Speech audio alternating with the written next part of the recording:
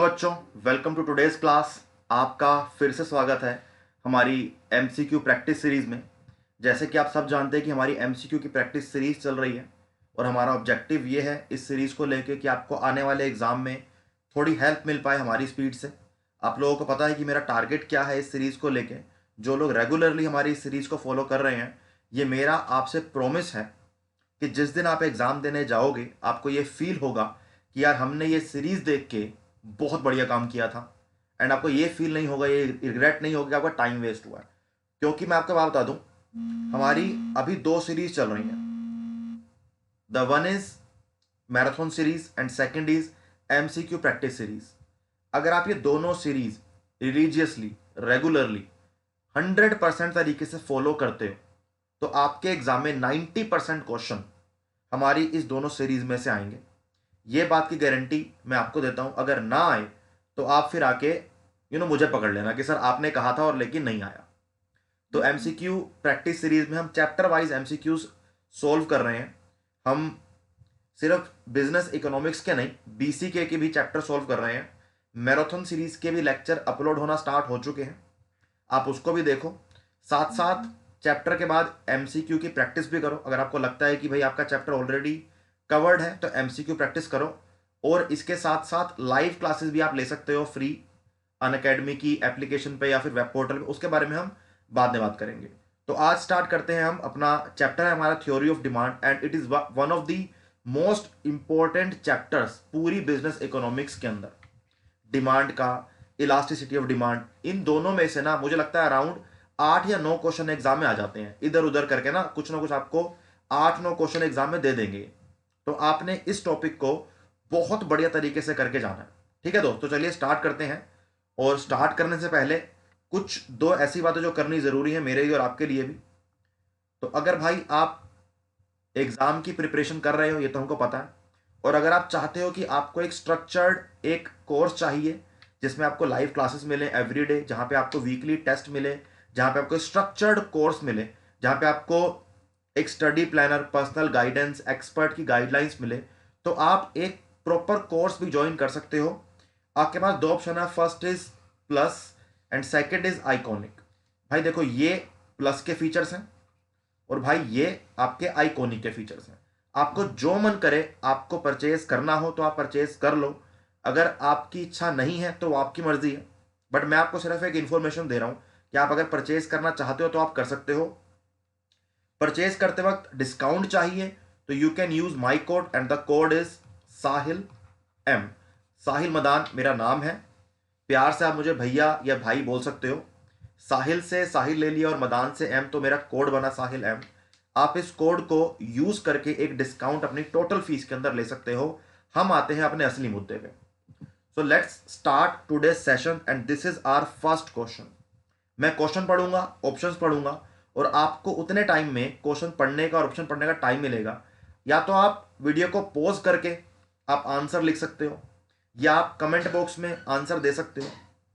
Try करो कि हर question को खुद सॉल्व करो मेरे आंसर देने से पहले। तो हमारा फर्स्ट क्वेश्चन है, the law of demand states with increase and price there is. So I want to explain the law of demand to all of you. Topic है हमारा लॉ ऑफ डिमांड। तो law of demand क्या कहता है, पहले उसकी बात करते हैं। लॉ ऑफ डिमांड बहुत सिंपल बात करता है कि अगर प्रोडक्ट का प्राइस बढ़ेगा तो उसकी डिमांड कम हो जाएगी, यानी कि क्वांटिटी जो डिमांड करेंगे कस्टमर्स वो कम करेंगे। और इसका वाइस वर्सा, अगर प्राइस कम हो जाएगा तो डिमांड बढ़ जाएगी। यार ये बहुत सिंपल सा एक वो है, फिनोमिना है। I always say this thing to each and every aspirant who are preparing for any exam. अगर आपको इकोनॉमिक्स आपके एग्जाम का पार्ट है, जैसे बहुत एग्जाम का पार्ट है इकोनॉमिक्स, इकोनॉमिक्स सिर्फ सीए में नहीं आता, सीए फाउंडेशन में आता है, एसएससी, यूपीएससी, सीडीएस, जो एसएससी के पेपर एमटीएस होता है, जीडी होता है, या फिर आप 12th के बाद कहीं पे एंट्रेंस एग्जाम दे रहे हो किसी और एग्जाम का, सीयूईटी में इकोनॉमिक्स भी आएगा, सब कुछ आएगा। तो अगर आपको इकोनॉमिक्स सीखनी है, चाहे आप 11th-12th में भी हो, अगर आपको इकोनॉमिक्स सीखनी है तो आपको अपने आसपास के रियल फिनोमिनास को समझना पड़ेगा। बहुत सिंपल सी बात है कि अगर किसी प्रोडक्ट का प्राइस बढ़ता है तो हम उसकी डिमांड कम कर देते हैं। ये बहुत सिंपल सी बात है, इसमें कोई अलग बात नहीं है ना। तो this is the basic law of demand कि जब किसी प्रोडक्ट का प्राइस बढ़ेगा तो क्वांटिटी डिमांडेड उसकी कम हो जाएगी। तो यहां पर चार ऑप्शन है। The first is decrease in quantity demanded, second increase in quantity demanded, decrease demand और इंक्रीज्ड डिमांड। हमें चारों में से एक आंसर देना है और according to my explanation and the law of demand our answer should be, क्या बोलते हो, रुको 5 सेकंड, चलो रुक जाता हूं, 1 2 3 4 5 and the answer is A decrease in quantity demanded. देखो अगर आप सब ने यह आंसर ठीक दिया है तो बात तो देखो खुश होने की है, क्योंकि आपको लगता है ना कि यार मैंने कोई पढ़ाई करी है तो आंसर ठीक दिया, it's a very good thing, but it is a very easy question. And अगर आपने आंसर गलत दिया तो कंसर्न की बात है। अगर आपने आंसर गलत दिया ना मेरे दोस्त, तो यहां पर आपको ये बात समझनी पड़ेगी कि कहीं ना कहीं तो प्रिपरेशन बहुत वीक चल रही है। अभी भी अगर आपकी प्रिपरेशन ठीक नहीं है ना, तो आपके पास बहुत सारे रिसोर्सेज अवेलेबल हैं इकोनॉमिक्स के लिए। You can watch my marathon series, मैं उसको बिल्कुल बेसिक से करा रहा हूं लेकिन थोड़ा सा फटाफट करवा रहा हूं। तो ठीक है, तो हमारे फर्स्ट का आंसर होगा A, decrease in quantity demanded, because when price increases the quantity demanded decreases, and when price increases the quantity, when the price increases the quantity demanded decreases, and when price decreases quantity demanded increases। Simple. आप बोलोगे sir सी और D क्यों नहीं होगा? देखो अगर मैं चारों की बात करूंगा ना, तो यहां पर जो ए लिखा हुआ है ए करेक्ट आंसर है, क्योंकि यहां पर डिक्रीज इन क्वांटिटी डिमांडेड है। तो चारों में से अगर मैं देखो दो आपको पता लगेंगे, या तो यहां पर ए ठीक होगा या फिर यहां पर सी ठीक होगा, लेकिन मैं दोनों को अगर कंपेयर करूं तो एक राइट, एक इफेक्टिव और इकोनॉमिकल टर्म्स में हमारा ए एकदम करेक्ट आंसर है। तो यहां पर ए करेक्ट है। हमारे क्वेश्चन नंबर 1 का आंसर होगा ए। आगे बढ़े दोस्त। Question number 2, increase in demand can occur due to, कि डिमांड में इंक्रीज होता क्यों है, ये बताओ। बहुत सारे ऑप्शन है, हमारे पास 4 ऑप्शन दिए हैं ए बी सी डी। ए पढ़ते हैं पहले क्या है। Increase in income of the consumer, क्या कंज्यूमर की इनकम बढ़ने से डिमांड इंक्रीज करेगी? अब सोचो कि मुझे पर्सनली, वैसे भी मैं आपको बता देता हूं, मुझे प्यूमा की टी शर्ट्स बड़ी पसंद है, मुझे पसंद है प्यूमा की टी शर्ट्स। तो लेकिन अगर मेरी इनकम कम है तो डेफिनेटली मंथ में मैं सिर्फ एक टी शर्ट ऑर्डर करूंगा मिंत्रा से, फ्लिपकार्ट से या अमेजोन से, या फिर लेके आऊंगा जाके ऑफलाइन दुकान पे। लेकिन अगर मेरी इनकम बढ़ जाएगी, एज आई हैव सेड कि मुझे प्यूमा की टी शर्ट पसंद है, तो डेफिनेटली जैसे मेरी इनकम इंक्रीज करेगी, मैं मंथली एक की जगह 2 3, मतलब इससे ऊपर तो नहीं लूंगा मंथ में, लेकिन एक से ज्यादा लूंगा, 2 लूंगा या 3 लूंगा, और अलग अलग कलर के लेने का पसंद करूंगा। उनके जो महंगे आर्टिकल्स हैं वो भी लेने के ट्राई करूंगा कि टी शर्ट के साथ साथ उनके जो अलग अलग टी शर्ट के आर्टिकल हैं उसको मंगाया जाए, जिससे जो चीज मुझे पसंद है उस चीज को मैं फुलफिलमेंट करूं, because it is the basic concept of economics, satisfy our wants. Simple है ना भाई। तो हम इनकम कमाते क्यों? क्योंकि अपनी वांट्स को, रिक्वायरमेंट्स को मैं सेटिस्फाई करना हो। तो डेफिनेटली अगर इनकम बढ़ेगी तो डिमांड इंक्रीज होगी। एकदम करेक्ट आंसर है यहां पर, this is a right answer. Second, decrease in price of the complementary goods. देखो कॉम्प्लीमेंट्री गुड्स का एग्जांपल देता हूं। देखो कॉम्प्लीमेंट्री गुड्स का एग्जांपल है आपके पास सामने यहां पर, जो हमेशा देते हैं लोग, पेट्रोल एंड कार। ठीक है दोस्त, पेट्रोल और कार दोनों एक दूसरे के लिए एक कौन से गुड्स हैं? कॉम्प्लीमेंट्री गुड्स हैं। सब्स्टिट्यूट गुड्स अलग होते हैं, कॉम्प्लीमेंट्री गुड्स अलग होते हैं। कॉम्प्लीमेंट्री गुड्स ये कहता है कि अगर किसी एक प्रोडक्ट का प्राइस कम होगा तो दूसरे प्रोडक्ट की डिमांड अपने आप बढ़ जाएगी। यानी कि अगर कार के प्राइसेस कम हो जाते हैं, और देखो कार के प्राइस कम होंगे तो कार की डिमांड बढ़ेगी। अब कार चलाने के लिए पेट्रोल चाहिए, अब पानी भर के तो गाड़ी चलेगी नहीं, फ्यूचर में ऐसा हो सकता है लेकिन अभी नहीं चल रही। तो कार का प्राइस कम हुआ, और कार पेट्रोल का एक कॉम्प्लीमेंट्री प्रोडक्ट है, कार का प्राइस कम हुआ। जैसे ही कार का प्राइस कम होगा कार की डिमांड बढ़ेगी, और जैसे कार की डिमांड बढ़ेगी पेट्रोल की डिमांड अपने आप ऑटोमेटिकली बढ़ जाएगी। अब मैं आपको इसका एग्जांपल पेट्रोल के पॉइंट ऑफ व्यू देता हूं। अब मानो आज पेट्रोल का प्राइस है 100 रुपए लीटर, ऑलरेडी बहुत महंगा है।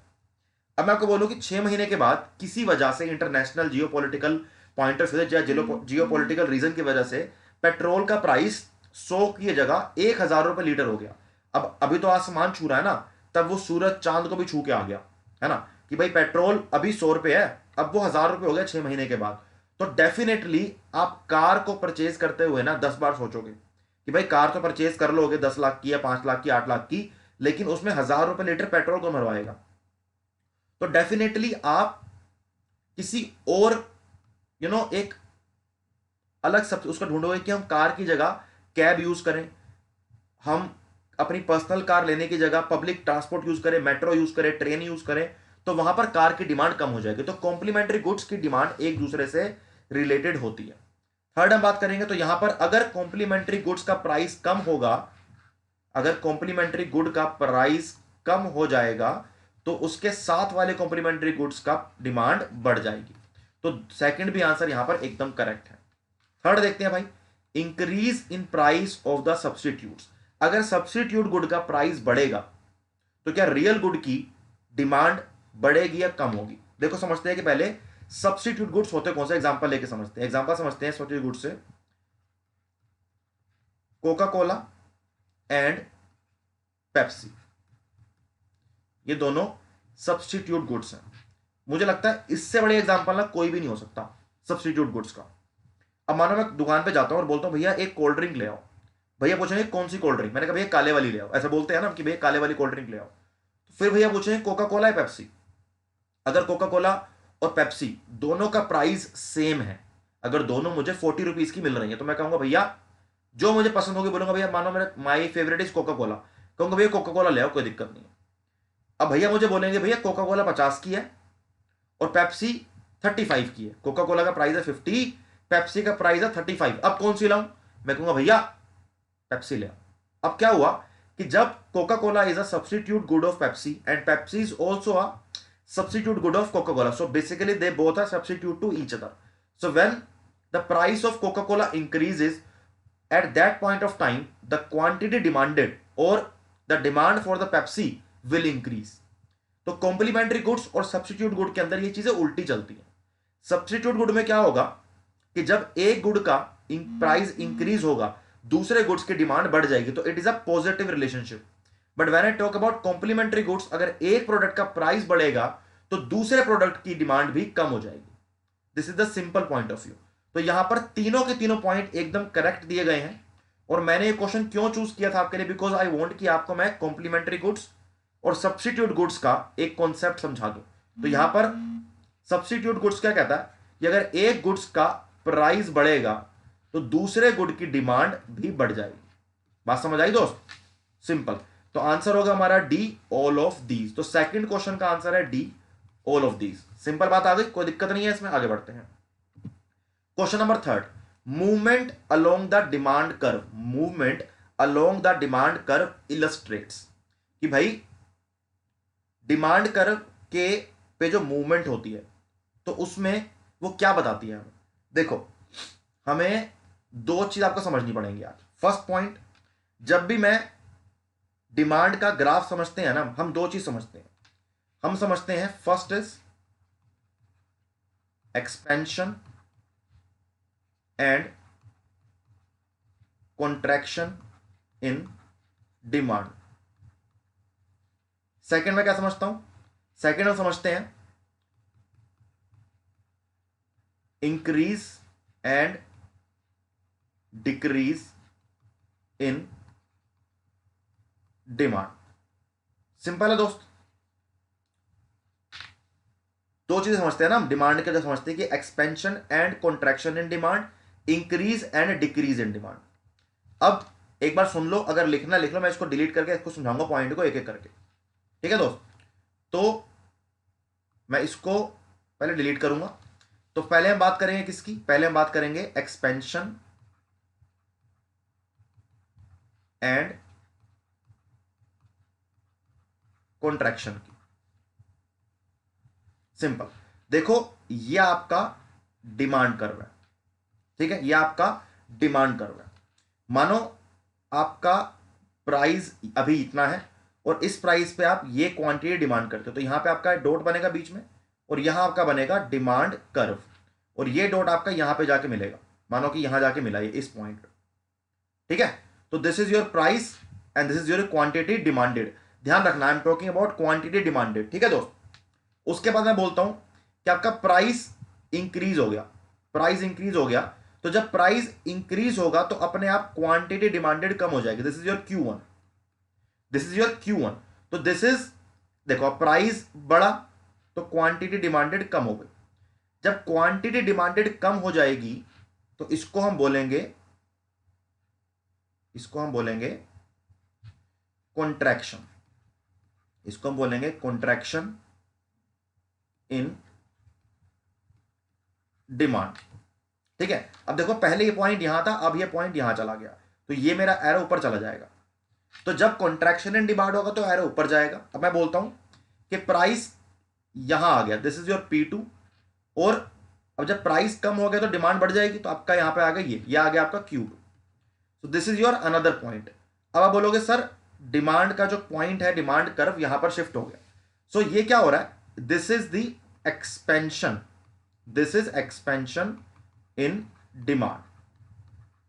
तो एक्सपेंशन और कॉन्ट्रैक्शन इन डिमांड के अंदर क्या होता है, तो जब देखो अब यहां पे आप देखोगे ना, डिमांड कर्व एक ही है, this is your demand curve, या डिमांड कर्व पर ही आपकी मूवमेंट आपको डिमांड कर्व पे ही देखने को मिले। There is a movement along the demand curve, demand curve right या लेफ्ट शिफ्ट नहीं हो रहा, डिमांड कर्व आपका एक ही डिमांड कर्व है। उसी पर ही मैंने पॉइंट्स को ऊपर और नीचे कर दिया कि जब प्राइस बढ़ेगा तो then you will see contraction in demand, जब प्राइस कम होगा then you will see expansion in demand. When you see contraction in demand, आपका डिमांड कर्व का जो पॉइंट है आपको उसकी मूवमेंट दिखेगी अपवर्ड, और जब डिमांड बढ़ जाएगी आपको डिमांड कर्व की मूवमेंट दिखेगी डाउनवर्ड। तो एक्सपेंशन होगा तो डाउनवर्ड मूवमेंट होगी, कॉन्ट्रैक्शन होगा तो अपवर्ड मूवमेंट होगी। इस बात को याद रखना, ठीक है। चलो नेक्स्ट आपको मैं समझाऊंगा इस सेम पॉइंट पे आके।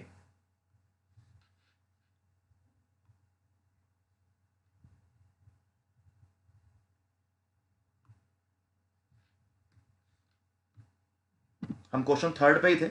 So movement along the demand curve की बात हम कर रहे थे।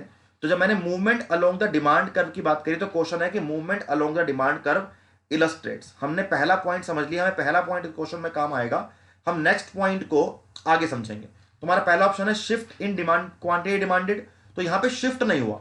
देखो डिमांड कर्व पे जब मैंने डिमांड कर्व बनाया तो पहले पॉइंट यहां बना और पहले पॉइंट यहां बना, तो डिमांड कर्व शिफ्ट नहीं हो रहा, डिमांड कर्व शिफ्ट नहीं हो रहा, सिर्फ मूवमेंट हो रही है डिमांड कर्व पे। तो यहां पर ये हमारा गलत हो गया। कॉम्प्लीमेंट इफेक्ट, कॉम्प्लीमेंट इफेक्ट की बात ही नहीं हो रही है।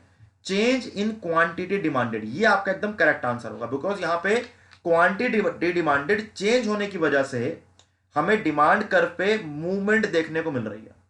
ठीक है दोस्त, तो कॉन्ट्रैक्शन होगा तो अपवर्ड मूवमेंट, एक्सपेंशन होगा तो डाउनवर्ड मूवमेंट, सिंपल सी बात है। तो आगे बढ़े, तो थर्ड क्वेश्चन का हमारा आंसर है यहां पर सी।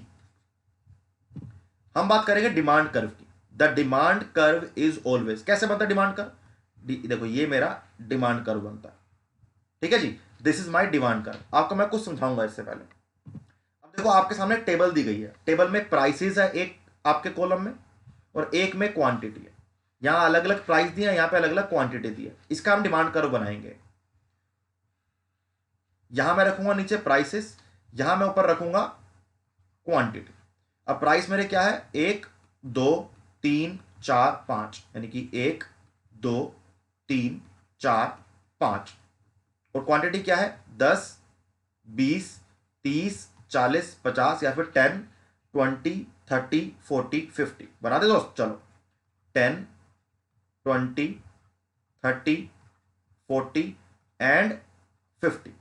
अब हमारे पास कोऑर्डिनेट्स एक्स और वाई के आगे हैं, एक्स पे हमने पी रखा है, वाई पे हमने क्यू रखा है। पता है ना एक्स और वाई कोऑर्डिनेट क्या होते हैं, तो पढ़ के आए होगे मैथ के अंदर बेसिक्स, ये तो हम 10 से पहले पढ़ लेते हैं, वैसे भी कोई दिक्कत नहीं है इसमें।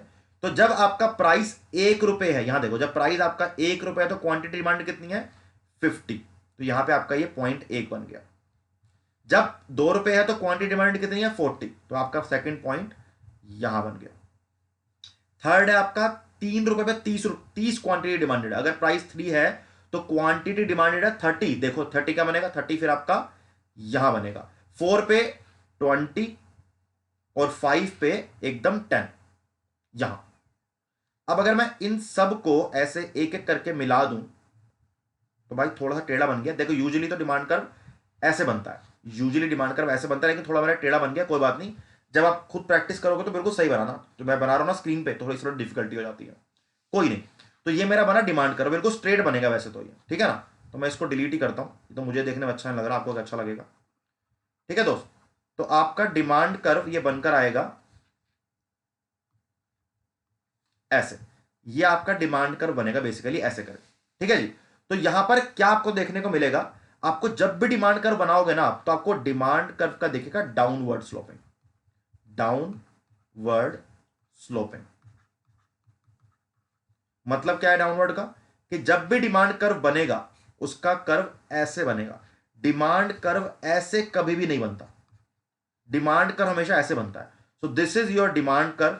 और अगर कोई बोले डिमांड कर्व ऐसे, तो डिमांड कर्व ऐसे नहीं, डिमांड कर्व ऐसे होता है, ठीक है दोस्त। तो हमेशा आपका डिमांड कर्व ऐसे नीचे की तरफ ही आएगा, कभी भी ऐसे ऊपर की तरफ नहीं जाएगा, ठीक है दोस्त। तो ये आपका डिमांड कर्व है, ये करेक्ट होगा एकदम। अब क्वेश्चन ये है कि ऐसा होता क्यों है, बिकॉज पहले आंसर कर लेते हैं, आगे समझेंगे फिर। तो answer question is the demand curve is always level irregular, ये गलत, ये गलत। अपवर्ड स्लोपिंग गलत, डाउनवर्ड स्लोपिंग। डाउनवर्ड स्लोपिंग होता क्यों है दुनिया में, अगर कोई भी ग्राफ अगर डाउनवर्ड स्लोपिंग है, तो डाउनवर्ड स्लोपिंग होने का सिर्फ एक ही रीजन है, that is inverse relationship. Inverse relationship मतलब कि जितना आप जिसके पास जाओगे वो उतना आपसे दूर भागेगा। कोई भी रिलेशनशिप होना आपकी दुनिया में, चाहे वो दोस्ती का है या किसी के बॉयफ्रेंड गर्लफ्रेंड का है, पति पत्नी का है, किसी का भी है, ज्यादा चिपकोगे ना अगर, तो रिलेशनशिप टूट जाता है।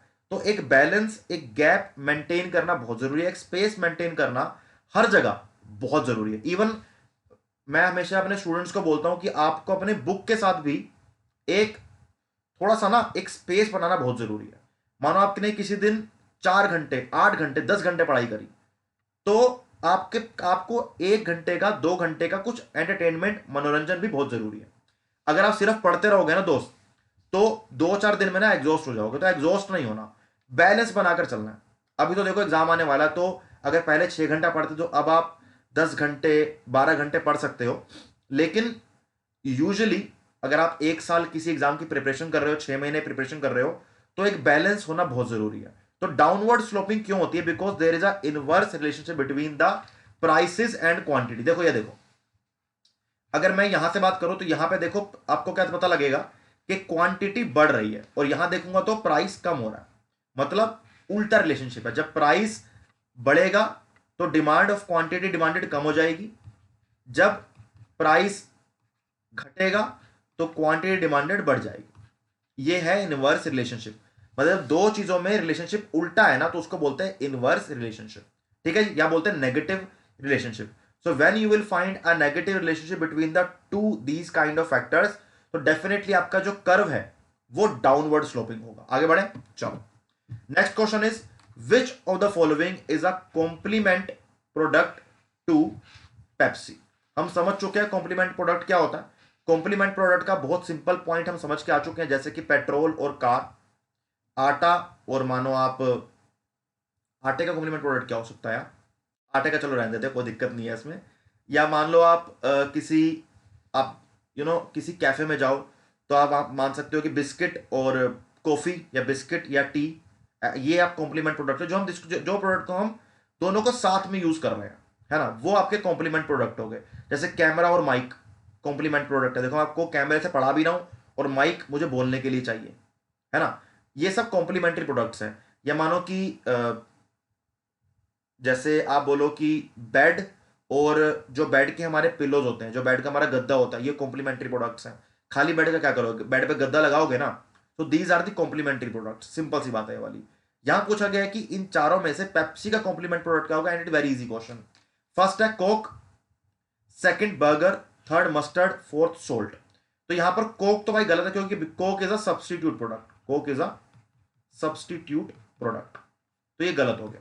बर्गर एकदम करेक्ट आंसर है, मस्टर्ड नहीं होगा, सोल्ट कहीं से नहीं होगा। तो इन चारों में से burger is the complement product of Pepsi. अब देखो मैं आप किसी दुकान पर जाऊं, तो आप जाके क्या ऑर्डर देते हो कि भैया एक मील दे दो, मील के अंदर क्या होगा, एक बर्गर होगा और एक कोल्ड ड्रिंक होगी। तो कॉम्प्लीमेंट, तो ये कॉम्प्लीमेंट्री हुआ ना, कि जब बर्गर खाओगे तो डेफिनेटली पेप्सी या कोका कोला की डिमांड करोगे। यहाँ पेप्सी पूछा गया तो हमने बताया कि पेप्सी ऑर्डर करोगे मतलब आप बर्गर ऑर्डर करोगे, पेप्सी साथ में ऑर्डर करोगे ही करोगे। बहुत सिंपल सी बात है। पिज्जा भी हो सकता है कि अगर मैं पिज्जा लेने गया तो पिज्जा के साथ में कोल्ड ड्रिंक पीऊंगा, या फिर मानो कि चिप्स हो गया, हम जैसे इंडिया पाकिस्तान का मैच होता है तो हम कहते हैं ना चिप्स और कोल्ड ड्रिंक ले आओ, तो chips and cold drink is a complementary products. आगे बढ़े, question number 6, the law of demand measures from the perspective of, the first point is consumer, second is shopkeeper, third is wholesalers and D is manufacturer। देखो ऐसे question में confuse नहीं होना, पहले देखो कि लॉ ऑफ डिमांड कहता क्या है। लॉ ऑफ डिमांड क्या कहता है ये समझते हैं पहले। भाई लॉ ऑफ डिमांड कहता है जब प्राइस बढ़ेगा तो क्वांटिटी डिमांडेड कम हो जाएगी, और जब प्राइस कम होगा तो क्वांटिटी डिमांडेड बढ़ जाएगी। ये दोनों या तो ये वाला पॉइंट होगा या फिर ये वाला पॉइंट होगा। And I am talking about normal goods जो सिंपल हम अपने डेली लाइफ में यूज करते हैं। तो इस पॉइंट पे यह है कि एक तो हमने प्रोडक्ट के प्राइस की बात कर ली, लेकिन लॉ ऑफ डिमांड किसके पर्सपेक्टिव की बात कर रहा है? क्या हम किसी प्रोडक्ट के पर्सपेक्टिव की बात कर सकते हैं? नहीं कर सकते। किसी गुड्स का या प्रोडक्ट का सर्विस का पर्सपेक्टिव अपना कैसे होगा? Product is not a living thing, तो उस प्रोडक्ट का अपना पर्सपेक्टिव ओपिनियन नहीं हो सकता। हमेशा हम बात करेंगे क्वांटिटी डिमांडेड की। क्वांटिटी डिमांडेड कौन कर रहा है? क्वांटिटी डिमांडेड कर रहा है हमारा कंज्यूमर या फिर एक बायर। तो law of demand is measured from the perspective of the consumer. हमारे 6th का आंसर होगा ए। सिंपल क्वेश्चन है, डिफिकल्ट नहीं है, लेकिन यहां पर शॉपकीपर क्योंकि सामान बेचता है, लॉ ऑफ डिमांड कहीं ना कहीं वहां भी काम करती है। होलसेलर प्रोडक्ट बनाता है, मैन्युफैक्चरर प्रोडक्ट बनाता है, सॉरी होलसेलर प्रोडक्ट को बेचता है। तो यहां पर आपने कंफ्यूज नहीं होना डिमांड और सप्लाई के लॉ से, है ना। तो डिमांड का लॉ हमें बहुत क्लियरली बताता है कि everything is measured from the perspective of consumer only और द बायर ओनली। कंज्यूमर और बायर एक ही चीज होते हैं, कोई दिक्कत की बात नहीं है। देखो कभी कभी कंज्यूमर और बायर अलग अलग हो सकते हैं, समझाऊं कैसे? अब देखो मानो मेरी दुकान है, मैं शर्ट बेचता हूं, तो मैं एक दुकानदार के पास गया, मतलब एक बड़ी फैक्ट्री में गया, तो वहां जाके मैंने बोला कि भाई मुझे 100 शर्ट पैक कर दो। तो उसके लिए मैं एक बायर हूं, है ना, उसके लिए मैं एक बायर एक कंज्यूमर हूं। लेकिन बायर कंज्यूमर में डिफरेंस वैसे तो है नहीं, लेकिन आप उसको ऐसे करते हो कि भाई कभी कभी लोग बोलते हैं कंज्यूमर वो पर्सन है जो लास्ट कंज्यूम करेगा, जो एक्चुअल कंज्यूम करेगा प्रोडक्ट को। जब मैं 100 शर्ट दुकान पर ले आऊंगा अपनी, जब मैं 100 में से एक शर्ट किसी को बेचूंगा तो वो लास्ट कंज्यूमर होगा उस शर्ट के लिए। So that person will be the real consumer. तो ये थोड़ा सा एक ना वियर्ड कॉन्सेप्ट है, तो हम कंज्यूमर और बायर को सेम लेकर चलेंगे। आगे बढ़ते हैं क्वेश्चन नंबर 7 पे। Goods for which demand goes down when income goes up.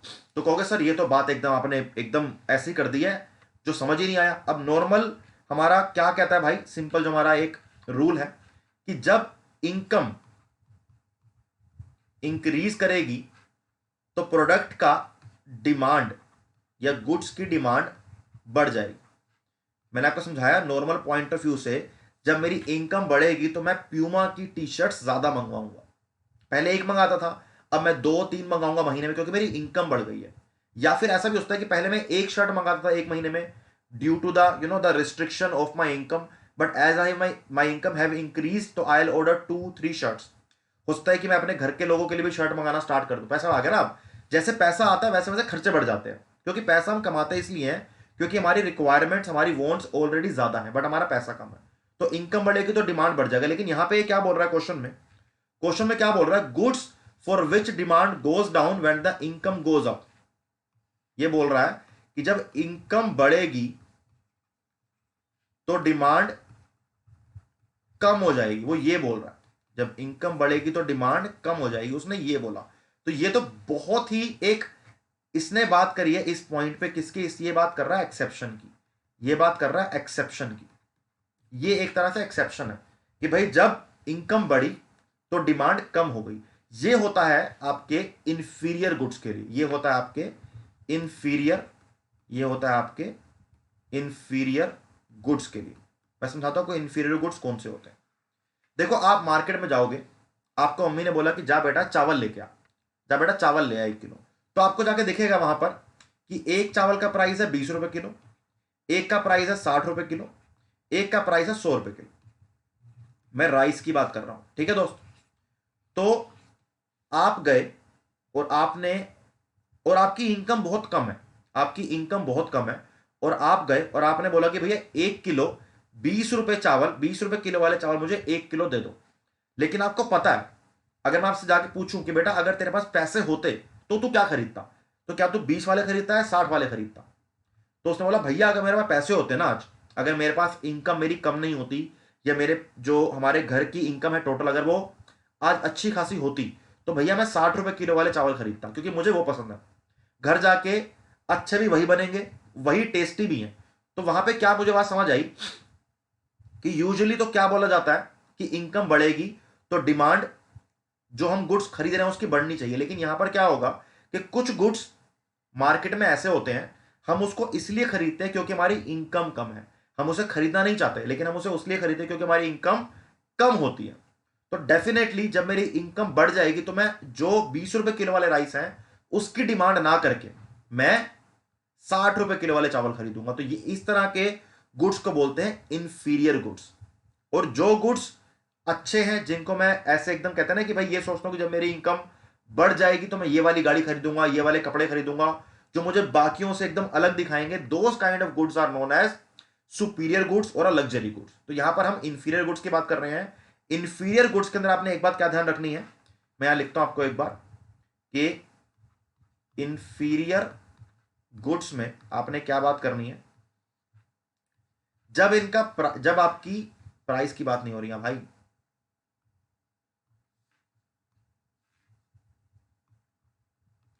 जब इनका जब आपकी इनकम बढ़ेगी, जब आपकी इनकम बढ़ेगी तो इंफीरियर गुड्स की डिमांड आप कम करोगे।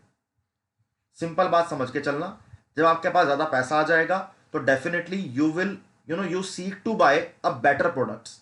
जब आपकी इनकम बढ़ेगी तो you will seek to buy or you would want to buy better products.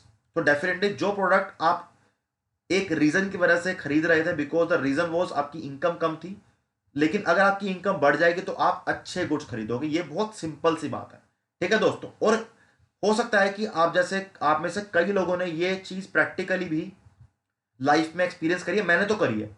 तो I remember when I was in school, तो हमारे financial we were not so good. तो हमारे पास हम 5 लोग थे घर में, और हमारे घर पे सिर्फ एक स्कूटर थी, है ना। तो हम 5 लोग स्कूटर में बैठ के जाते थे, वो भी एक इंजॉयबल टाइम था। एक जैसे जो लोग मेरी एज के हैं वो समझ सकते हैं कि जो बचपन में इसका भी अलग अलग फन था। बट जैसे जैसे हमारी इनकम इंक्रीज हुई ना, हमने ज्यादा वो वाली स्कूटर्स नहीं खरीदी, हमने 5 लोगों के बैठने लायक एक गाड़ी खरीदी, क्योंकि हमारी इनकम बढ़ गई है। तो यही होता है इंफीरियर गुड्स, कि जिनको हम सिर्फ इनकम कम होने की वजह से खरीदते हैं, those kind of goods are known as inferior goods. इसके एग्जांपल बहुत सारे हो सकते हैं, जैसे मैंने बोला कि कम प्राइस वाला राइस, एक सेकेंड हैंड कार। हम सेकेंड हैंड कार क्यों खरीदते हैं? सेकेंड हैंड कार दुनिया में कोई नहीं खरीदना चाहता। खरीदते क्यों है? क्योंकि इनकम कम होती है। जैसे इनकम बढ़ जाएगी, आप सुंदर महंगी रिबन लगी हुई नई गाड़ी शोरूम से निकलवा कर लाओगे। ये बात आप मेरी कहीं भी लिख के ले लो। जिन लोगों की इनकम कम होती है वो सेकेंड हैंड फर्नीचर भी खरीदते हैं, जिन लोगों की इनकम अच्छी है वो नया साफ सुथरा बढ़िया फर्नीचर लेके आते हैं। जिन लोगों की इनकम कम होती है वो नॉन ब्रांडेड प्रोडक्ट्स खरीदते हैं, उसे बोलते हैं inferior goods. But I wish कि सबकी इनकम बढ़े, सब लोग बहुत पैसा कमाएं और मार्केट में डिमांड बढ़े, इंडिया में इकोनॉमी बढ़े, पूरे वर्ल्ड की इकोनॉमी बढ़े। तो जैसे उनकी इनकम बढ़ जाएगी तो they will shift to branded products, branded shirts, branded wallets, everything whatever they will buy branded only, क्योंकि पैसा है ना, पैसा होगा तो आप चीजें अच्छी खरीदोगे। This is the simple point of view and simple economy. तो क्वेश्चन 7 का हमारा यहां पे आंसर है बी। देखो इस सीरीज से ना जो मेरा एक सिंपल एक ऑब्जेक्टिव ये भी है कि मैं जो क्वेश्चन आपको करवा रहा हूं उस क्वेश्चन को आपको मैं थोड़ा समझाता चलूं कि भाई यहां पर इंफीरियर गुड्स क्या होते हैं। अगर मानो क्वेश्चन आता है गिफन गुड्स का, तो हम गिफन गुड्स के बारे में बात भी करेंगे, ठीक है दोस्तों। चलो आगे बढ़ते हैं। Question number 8, which of the following is an example of a substitute goods. Substitute goods कौन से होते हैं? जैसे मुझे प्यास लगी है या मुझे कोल्ड ड्रिंक पीनी है, मैं दुकान पे गया, मैंने कहा भैया एक पेप्सी देना। भैया मेरे पेप्सी नहीं है, कोका कोला है। मैंने कहा दे दो, कोई दिक्कत की बात नहीं है, अभी सिर्फ ठंडी कोल्ड ड्रिंक पीने का मन है, पी ली। मतलब मेरी रिक्वायरमेंट्स को, मेरी वॉन्ट्स को अगर दो चीजें, दोनों अलग अलग चीजें सेम रिक्वायरमेंट को फुलफिल कर सकती हैं, so those kind of products are known as substitute goods. अब देखो मेरे पास ना हाथ में ये कांच का ग्लास है, मैं इसके अंदर पानी पी रहा हूं। मानो मैं अभी किचन में जाता हूं, या मानो मैं किचन में गया अपने घर पे और मैंने ये किचन में जाकर देखा कि कांच का ग्लास नहीं है, तो क्या पानी नहीं पीऊंगा? क्या करूंगा आप बताओ? उस टाइम में क्या करूंगा आप मुझे बताओ? डेफिनेटली मैं उस टाइम पे जाके प्लास्टिक के ग्लास से, स्टील के ग्लास से पानी पी लूंगा। तो मेरी प्यास is my requirement, is my want, and वो दोनों की दोनों फुलफिल हो जाएंगी कांच के ग्लास से भी, प्लास्टिक के ग्लास से भी और स्टील के ग्लास से भी। तो यहां पर कांच का ग्लास, प्लास्टिक का ग्लास और स्टील का ग्लास एक दूसरे के लिए सब्स्टिट्यूट गुड्स है। सब्स्टिट्यूट गुड्स में क्या होता है, ज्यादा डीप हो जाएगा, अभी हम एमसीक्यू पे ध्यान देते हैं। चलो, तो A tea and coffee, yes, tea and coffee are the substitute goods. Coke and Pepsi substitute goods. Car and petrol, गलत, car and petrol are complementary goods. Tea and sugar, tea and sugar is a wrong answer because tea and sugar is again complementary goods। अब चाय और चीनी साथ में ही काम आएगी ना, खाली थोड़ी चीनी पी जाओगे, चाय बना के पियोगे ना, तो ये बेसिक सी बात है ये वाली। तो यहां पर हमारा आंसर देखते हैं क्या है। हमारे पास चार ऑप्शन है, only A, only B, only A and B, या ओनली सी एंड डी। तो यहां पर हमारा आंसर होगा 3 because only A and B हमारा आंसर है। ए और बी दोनों करेक्ट हैं। ऐसे क्वेश्चन भी एग्जाम में कभी कभी आते हैं, इसलिए मैंने आपका ये वाला क्वेश्चन एक डाल दिया, तो कोई दिक्कत की बात नहीं। क्वेश्चन नंबर 9 पे आते हैं। An increase in the price of substitute goods leads to, जो समझाना चाह रहा था लास्ट क्वेश्चन में, अब समझा दूंगा, इसलिए मैंने नहीं समझाया। देखो, let's talk about substitute goods again. हमने पेप्सी और कोक की बात करी है, तो Coke and Pepsi substitute goods जब भी समझना है ना आपको, तो शोबाजी करे बिना इन दोनों प्रोडक्ट्स को माइंड में लेके चलना कि Coke and Pepsi they both are substitute to each other. Simple सी बात यह है कि अगर कोक का प्राइस बढ़ जाएगा तो पेप्सी की डिमांड बढ़ जाएगी, पेप्सी की डिमांड बढ़ जाएगी। अगर कोक का प्राइस बढ़ेगा पेप्सी की डिमांड बढ़ेगी। अगर पेप्सी का प्राइस बढ़ेगा तो कोक की डिमांड बढ़ेगी, बिकॉज दोनों प्रोडक्ट सेम रिक्वायरमेंट फुलफिल कर सकती हैं। अब सर आप बोलोगे कि सर किसी को कोक पसंद है, तो भाई तो तेरे को जो मन करा तो पी ले, लेकिन आई am talking about the general लोग, जो जनरल लोग लाइफ में मेरी तरह नॉर्मल लोग रहते हैं। हाँ, किसी को थम्स अप इतनी पसंद होती है, देखो उनमें से मैं एक खुद भी हूं कि मैं थम्स अप ही पीता हूं, तो मैं 2 3 4 दुकान ढूंढूंगा, लेकिन मुझे नहीं मिलेगी ना दोस्त, तो मैं जो अवेलेबल होगी उसे परचेज कर लूंगा। But it is a rare phenomena. The real phenomena if you talk about substitute goods, तो अगर एक गुड की प्राइस बढ़ेगा तो दूसरे गुड्स की डिमांड बढ़ जाएगी। तो यहां पर देखो रिलेशनशिप बिना इनवर्स नहीं है, देयर इज अ पॉजिटिव कि एक का प्राइस बढ़ा दूसरे की डिमांड बढ़ी, साथ साथ चल रहा है। तो this is the substitute good for you. So question क्या है, an increase in the price of substitute good leads to expansion in demand. अब यहां पर एक कोर कॉन्सेप्ट लगेगा, एक्सपेंशन इन डिमांड की जब मैं बात करता हूं, मतलब मैं बात कर रहा हूं गुड्स के अपने खुद के प्राइस की। अगर गुड्स का खुद का प्राइस बढ़ेगा या कम होगा, उसकी वजह से डिमांड इंक्रीज करेगी या कम करेगी, वो होता है हमारा एक्सपेंशन या फिर contraction in demand. But price के अलावा, अगर गुड्स के अपने खुद के प्राइस के अलावा किसी दूसरी फैक्टर की वजह से प्रोडक्ट का प्राइस, प्रोडक्ट की डिमांड इंक्रीज करेगी या डिक्रीज करेगी, तो उसको बोलते हैं increase in demand and decrease in demand. लेकिन अगर प्रोडक्ट के प्राइस की वजह से, मानो किसी प्रोडक्ट का प्राइस कम हुआ और उसकी डिमांड बढ़ गई, तो बोलूंगा एक्सपेंशन इन डिमांड या फिर इंक्रीज इन क्वांटिटी डिमांडेड। लेकिन अगर सब्स्टिट्यूट गुड की वजह से, इनकम की वजह से, कॉम्प्लीमेंट्री गुड की वजह से किसी प्रोडक्ट का डिमांड बढ़ती है, तो मैं उसको बोलूंगा इंक्रीज इन डिमांड। ये बातें आपको जरूर ध्यान रखनी है। When there is an increase in demand, हमारा डिमांड कर्व शिफ्ट होता है rightward. When there is decrease in demand, हमारा डिमांड कर्व शिफ्ट होता है leftward. When there is an expansion in demand, हमारा movement along the demand curve हमें देखने को मिलती है कहां पर, downward. When there is contraction in demand, it means demand कम हो गई है, क्वांटिटी डिमांडेड कम हो गई है, then you will see the upward movement along the demand curve. ये सारे कॉन्सेप्ट मैं अपने डिमांड की सीरीज में, जो हमारी मैराथन सीरीज चल रही है, मैं वहां समझा चुका हूं, आप वहां जाकर जरूर देखो। अब बात करेंगे हम कि इस क्वेश्चन का आंसर क्या होगा। मैंने बोला कि जब सब्स्टिट्यूट गुड्स का प्राइस बढ़ जाएगा तो उसकी डिमांड बढ़ जाएगी, तो हमारा आंसर होगा B, increase in demand. Question number 9 का आंसर है बी।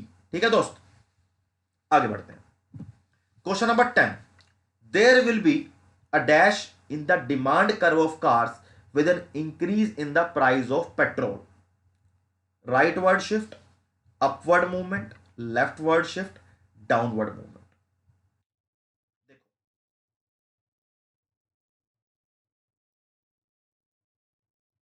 पहले डिमांड यहां थी, ये प्राइस है, ये क्वांटिटी। प्राइस बढ़ा, क्वांटिटी कम हो गई। This is your new demand वाला पॉइंट। प्राइस कम हुआ, क्वांटिटी बढ़ गई। This is your Q2, this is your next point. अगर मैं इन तीनों को ऐसे करके मिला दूं, क्या देखने को मिलेगा यहां पे, प्राइस बढ़ेगा तो डिमांड कम हो जाएगी, प्राइस कम होगा तो डिमांड बढ़ जाएगी। जब डिमांड बढ़ेगी तो इस पॉइंट पे क्या हुआ है, यहां हम सिर्फ प्रोडक्ट के अपने खुद के प्राइस की बात कर रहे हैं। मैं यहां पे कॉम्प्लीमेंट्री गुड्स के प्राइस की, इनकम की, कॉम्प्लीमेंट्री सब्स्टिट्यूट गुड्स की या किसी और फैक्टर की, टेस्ट प्रेफरेंस की बात नहीं कर रहा हूं। मैं यहां पर सिर्फ गुड्स के खुद की प्राइस की बात कर रहा हूं। तो ये बात आपको माइंड में क्लियर होनी चाहिए कि मैं क्या बात कर रहा हूं। ठीक है दोस्त, कोई डाउट नहीं है इसमें। अगर प्राइस कम होने की वजह से या प्राइस बढ़ने की वजह से डिमांड बढ़ती है या घटती है, उसकी वजह से movement along the demand curve होता है, या तो अपवर्ड मूवमेंट होगा, see this is the upward movement and this is the downward movement. तो अपवर्ड मूवमेंट हमारा आंसर नहीं हो सकता, डाउनवर्ड मूवमेंट हमारा आंसर नहीं हो सकता, because there will be a dash in the demand curve of the car with the increase in the price of petrol. यहां बात कर रहे हैं हम किसकी, कार की और पेट्रोल की। मतलब we are talking about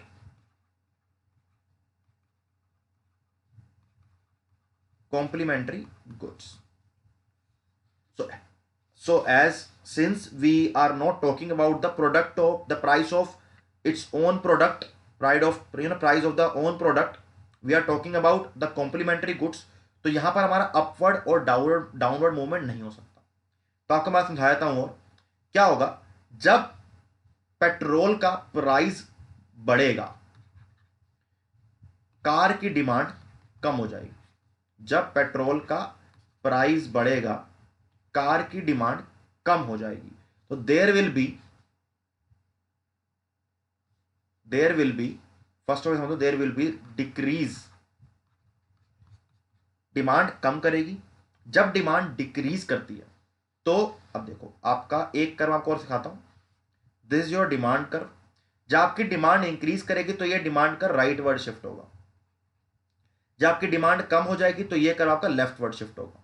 So this is the rightward movement, this is the leftward movement। Simple बात है।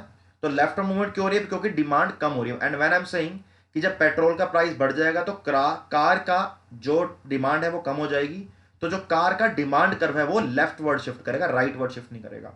It is a very confusing question, क्योंकि यहां पर बहुत सारे कॉन्सेप्ट एक साथ लग रहे हैं। तो ये क्वेश्चन डिफिकल्ट है, लेकिन ऐसे क्वेश्चन आपके एग्जाम में आएंगे। तो आपने पहले क्वेश्चन को समझना। एक आध ग्राफ बना के देख सकते हो, अगर बना के देखना है तो। ग्राफ बनाना आ जाएगा तो कॉन्सेप्ट यहां एकदम इम्प्रिंट छप जाएगा। इसलिए हमेशा बोलता हूं कि हाँ, एग्जाम में ग्राफ नहीं आते, एग्जाम में कोई एक आध न्यूमेरिकल, 2-3 न्यूमेरिकल आते हैं, लेकिन 90 मार्क्स लाने के लिए आपको कर्व्स की प्रैक्टिस तो करनी पड़ेगी। कर्व की प्रैक्टिस नहीं करोगे तो पेपर में क्लियर नहीं होगे, क्योंकि फिर कॉन्सेप्ट समझ नहीं आएगा। तो यहां पर मेरा आंसर होगा क्योंकि कार का डिमांड, कार की जो डिमांड है वो कम हो रही है, तो there will be a leftward shift in the demand curve. हमारा आंसर होगा सी। क्वेश्चन नंबर 10 का हमारा आंसर होगा सी। अगर आपको अभी भी समझ नहीं आया पॉइंट, तो आप जब वीडियो पूरी देख लो तो वीडियो तो पॉज करके बैक करके दोबारा देख लो, और अगर या फिर एक बार नहीं समझ आ रहा तो एक बार ये वाला कॉन्सेप्ट मतलब आपका वीक है, इस कॉन्सेप्ट को स्ट्रॉन्ग करो। आगे बढ़ते हैं, क्वेश्चन नंबर 11 पे आएंगे। Demand in economic means. Demand का मतलब क्या है बेसिक, ये तो हम स्टार्टिंग से पढ़ते हैं। डिमांड का मतलब क्या है? डिमांड का मतलब मेरा क्या है कि I desire for some product और आई वॉन्ट सम प्रोडक्ट, ठीक है। Second, I am able to buy that product, और आई एम विलिंगनेस टू पे। अब सिर्फ डिजायर से डिमांड क्रिएट नहीं होती। अब मेरी डिजायर है कि जब मैं अभी क्लास लेके जाऊं नीचे तो मेरे लिए एक प्यारी सुंदर ब्लैक कलर की ओडी खड़ी हो या बीएमडब्ल्यू खड़ी हो, ये मेरी डिजायर है। इससे डिमांड होगी मार्केट में? नहीं होगी। डिमांड प्रोडक्ट की तब क्रिएट होती है या फिर पूरी मार्केट में जीडीपी के अंदर तब ऐड होती है जब हम उसको एक्चुअली के अंदर परचेज कर लेते हैं। तो किसी प्रोडक्ट को परचेज करने के लिए मेरी उसकी वांट, रिक्वायरमेंट या फिर डिजायर होनी बहुत जरूरी है। Second, that person should be able to buy that product. अब इसके अंदर बच्चों को कंफ्यूजन रहती है। अब मानो कि मेरे पास एक गाड़ी है, मैंने बीएमडब्ल्यू खरीद ली ऑलरेडी, खरीद ली है, तो मेरे पास पैसे हैं अकाउंट में, कोई दिक्कत नहीं है। मैं चाहता हूं एक और ओडी खरीदना, मेरे पैसे भी हैं, I can purchase that car. तो क्या सिर्फ उस बात से डिमांड क्रिएट हो जाएगी? नहीं होगी। सेकेंड है, थर्ड पॉइंट आएगा, आई एम विलिंग टू पे। विलिंग का मतलब यहां पे है कि जब मैं दुकान पर जाके, शोरूम में जाके उस बीएमडब्ल्यू गाड़ी को खरीद के ले आऊंगा, उसके लिए पैसे दे दूंगा, तब उसकी डिमांड, तब उस प्रोडक्ट की डिमांड जीडीपी में या टोटल डिमांड में ऐड होगी। तो डिमांड का मतलब क्या है कि you have the desire to buy that product, you are able to buy that product, and the last point is you are willingness to pay that product at that point of time. It's not like कि ठीक है आप पे कर दूंगा तो भी demand create नहीं होगी। जब आप पैसे देके उस प्रोडक्ट को परचेज कर लोगे तब उसकी रियल सेंस में डिमांड क्रिएट होगी। दैट इज वाई रीड चारों के चारों ऑप्शंस को पढ़ो। चार ऑप्शन का पढ़ने के बाद आपको समझ ही आएगा। स्टॉप कर लो, पॉज कर लो, कोई दिक्कत नहीं है। चार ऑप्शन को पढ़ो। The first is mere desire of the community, गलत। Mere ability to pay price for the community, गलत। Mere willing to pay the price of the community, गलत। यहां पर क्या होगा? Desired backed by ability and willingness to pay for the community desire. You are willing to pay for that commodity and you are paying for at that point of time, then the actual demand is creating in the economy. So demand का economic sense ये है कि desire भी चाहिए उसको, you should be able to pay and willingness भी होनी चाहिए। सिंपल बात है, ठीक है। तो 11th का हमारा आंसर होगा यहां पर D. Question number 12, demand concept explains the dash behaviour in response to change in price of a good. हम इसके बारे में ऑलरेडी बात कर चुके कि प्राइस बढ़ेगा, क्वांटिटी डिमांडेड कम हो जाएगी। क्वांटिटी डिमांडेड कम कौन करता है? हमारा यहां पर आएगा कंज्यूमर। तो इसी अकॉर्डिंग हमारा ऑप्शन नंबर सी एकदम करेक्ट होगा। तो सी इज करेक्ट। सी क्या है हमारा answer? Consumer behaviour. Consumer behaviour के अकॉर्डिंग ही डिमांड और सप्लाई का कॉन्सेप्ट निकल के आता है मार्केट फोर्सेस में। हम ये बात पहले भी समझ चुके हैं आज के लेक्चर में, और अपनी मैराथन सीरीज में या नॉर्मल सीरीज में भी हम ये सारी बातें कर चुके हैं। Question number 13, dash is a tabular representation. क्या होती है टेबुलर रिप्रेजेंटेशन? ये जब मैं आपको टेबल बनाता हूं, मैंने टेबल बनाई कि this is the price of the product and this is quantity demanded. जब एक है तो 10 है, जब प्राइस बढ़ा तो कम हो गई, और बढ़ा तो और कम हो गई, और बढ़ा तो और कम हो गई। This is quantity demanded and this is price of the product. अगर मैं इस पूरे को बोलूं तो इसको बोलते हैं हम डिमांड स्केड्यूल। बात समझ आई? तो अगर इसको पूरी मार्केट के या पूरी जो जितने भी टोटल कंज्यूमर्स को की डिमांड को जोड़ के बात करो, then it is a total demand schedule or market demand schedule. And when I am talking about only one customer, that means I am talking about individual demand schedule. याद रखना बातों को, मैं ऐसे फालतू में नहीं बोल रहा हूं. So there are two kind of demand schedule. One is individual, when I am talking about a individual, and when I'm talking on market, then it is known as market demand schedule. आएंगे question exam में, ऐसा नहीं बोल रहा. और एक बात लिख के दे रहा हूं, मैराथन सीरीज में और एमसीक्यू सीरीज में जो भी पढ़ा रहा हूं एग्जाम में आएगा, लिख के ले लो कहीं भी. तो पढ़ो. And when I am talking about, question पढ़ते हैं दोबारा. Dash is a tabular representation showing different quantities demanded by buyers at a different level of prices in a given good. तो यहां पर बायर्स की बात हो रही है, तो it means it is talking about market demand schedule. But if I am talking about, or the question is talking about demanded quantity demanded, it means we are talking about the demand, we are not talking about supply. तो supply schedule यहां पर गलत हो गया. Demand schedule correct answer है, production schedule गलत है, cost schedule गलत है. हमारा आंसर होगा B, because I am talking about demand कि टोटल बायर्स, टोटल कंज्यूमर कितनी डिमांड कर रहे हैं, उससे निकल कर आएगा डिमांड शेड्यूल. क्वेश्चन नंबर 14 पे आते हैं. Market demand is a sum total of, पहला पढ़ते हैं, all quantities that producer can produce. गलत. When I am talking about market demand, when I am talking about market demand, I am talking about quantity demanded by the consumers. We have already discussed this point कि consumer के perspective को mind में लेके चलते हैं. That is Y हम अब questions को जल्दी जल्दी सॉल्व कर रहे हैं, क्योंकि पॉइंट को हम समझ चुके हैं. तो ऑल क्वांटिटीज दैट प्रोड्यूसर की बात नहीं हो रही है, बीच में मत आओ, इंटरफेयर मत करो. All quantities actually sold in the market, नहीं, ये भी नहीं होगा. All quantities demanded by individual household and consumers, yes it is talking about consumer. तुम्हारे यहां पर हमारा आंसर होगा सी, एकदम करेक्ट. डाउट में मत आना कि सर प्रोड्यूसर तब बनाएगा जब डिमांड होगी, मार्केट में जितना सोल्ड होगा डिमांड होगी, इतनी बातें नहीं करनी है. जो रियल डेफिनेशन बुक में दी गई थी, माइक्रो इकोनॉमिक्स की बुक में, उसको भी याद कर लो, और जो आईसीएआई के अंडर दी गई है उसको भी याद कर लो. वहां पर भी यही लिखा है कि टोटल कंज्यूमर जितनी डिमांड करते हैं उसको बोलते हैं मार्केट डिमांड. उससे कितना मार्केट में सोल्ड हुआ है, प्रोड्यूसर कितना प्रोड्यूस करता है, उससे हमारा लेना देना नहीं है. सिंपल. क्वेश्चन नंबर 14 का आंसर होगा सी. क्वेश्चन नंबर 15 की बात करते हैं. Indirect demand of a good is also known as. अच्छा, पता है इनडायरेक्ट डिमांड का मतलब क्या होता है या नहीं पता? बताओ. इनडायरेक्ट डिमांड का मतलब क्या होता है? क्या आप लोगों को पता है? पता है तो बहुत बढ़िया बात है, प्रिपरेशन बहुत सही चल रही है. नहीं पता तो बेटा पढ़ ले. कि घूमना फिरना, फोन पे लगना, ये यूट्यूब वीडियो पे जाके कमेंटबाजी करना कि भाई इसके सपोर्ट में है, उसके सपोर्ट में है, इससे कुछ नहीं होगा. अपनी पढ़ाई लिखाई पे ध्यान दो. ये जो बच्चे सीए के पेपर क्लियर करेंगे ना, और जो बच्चे आईआईटी में जाएंगे, और जो बच्चे नीट का पेपर क्लियर करेंगे, उसमें से कोई कमेंट नहीं करता किसी वीडियो के नीचे. वो सिर्फ पढ़ाई पे ध्यान देते हैं. आएंगे, लेक्चर देखेंगे और चले जाएंगे. उनको टीचर वीचर से कोई ऐसा लगाव नहीं लगाना. उनको पता कि टीचर है कहाँ पढ़ाना, मेरा कहाँ पढ़ना.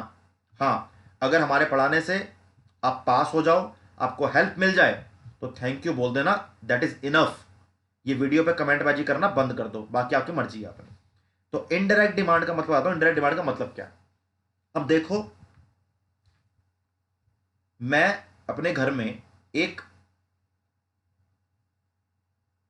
बेड लेकर आया. अब खाली बेड पे सोऊंगा नहीं, उसके लिए क्या चाहिए होगी? उसके लिए मेरे को क्या चाहिए होगा? मैट्रेस. सही लिखी स्पेलिंग मैट्रेस की? लिखना तो सीख लो, तभी तो लिखूंगा सही.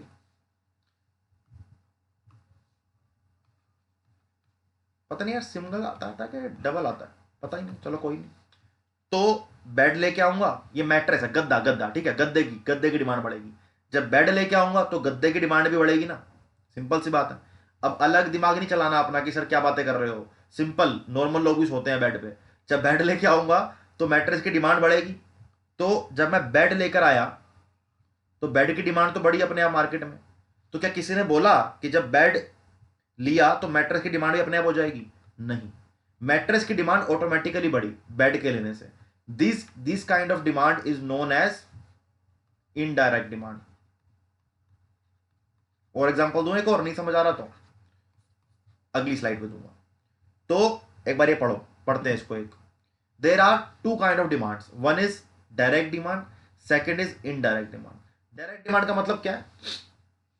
मानो मुझे चेयर खरीदनी है, मैं दुकान पे जाऊंगा और एक चेयर खरीद लूंगा कि भैया एक चेयर दे दो। भैया ने बोला चेयर है 5,000 की, मैं कहूँगा नहीं 2,000 दूंगा। भैया कहेंगे ठीक है 2,000 के अंदर, यस चेयर हुई आपकी, 2,000 रुपये दे दो, चेयर हुई आपकी, सिंपल। तो मैंने चेयर ले ली। मेरी डायरेक्ट डिमांड चेयर के लिए। क्या मैंने अपनी इस पूरी ट्रांजैक्शन में कहीं पर भी वुड की, लकड़ी की डिमांड करी? मैंने नहीं करी। मैंने सिर्फ किसकी डिमांड करी है? मैंने चेयर की डिमांड करी। मैंने, मुझे क्या मतलब नहीं है कि जो चाहे चाहे, अब जैसे बचपन में आता था ना शाका लाका बुम बुम वाला, कि भाई किताब पेंसिल से बना दी और वो चेयर बन गई, पेंसिल से बना दिया पेड़ बन गया, पेंसिल बनाया लाइट बन गई। मुझे मतलब नहीं है, तो जादू मंत्र कर दे, बड़े बड़े बाबा को बुला, मेरे को चेयर चाहिए। अब चेयर तू कैसे बनवाएगा वो दुकानदार, वो उसकी मर्जी है। अब प्रैक्टिकल बात तो है कि चेयर बनेगी लकड़ी से, लकड़ी की चेयर लूंगा, लकड़ी से बनेगी, सिंपल सी बात है। तो जब मैं लकड़ी की चेयर लेने गया तो मैंने सिर्फ लकड़ी की चेयर की डिमांड करी। लेकिन लकड़ी की चेयर की डिमांड करते ही एक डिमांड अपने आप और क्रिएट हो जाती है, उसको बोलते हैं इनडायरेक्ट डिमांड या फिर डिराइव्ड डिमांड। जब मैंने इस लकड़ी की चेयर की डिमांड करी तो मार्केट में वुड की डिमांड अपने आप बढ़ गई। किस लिए?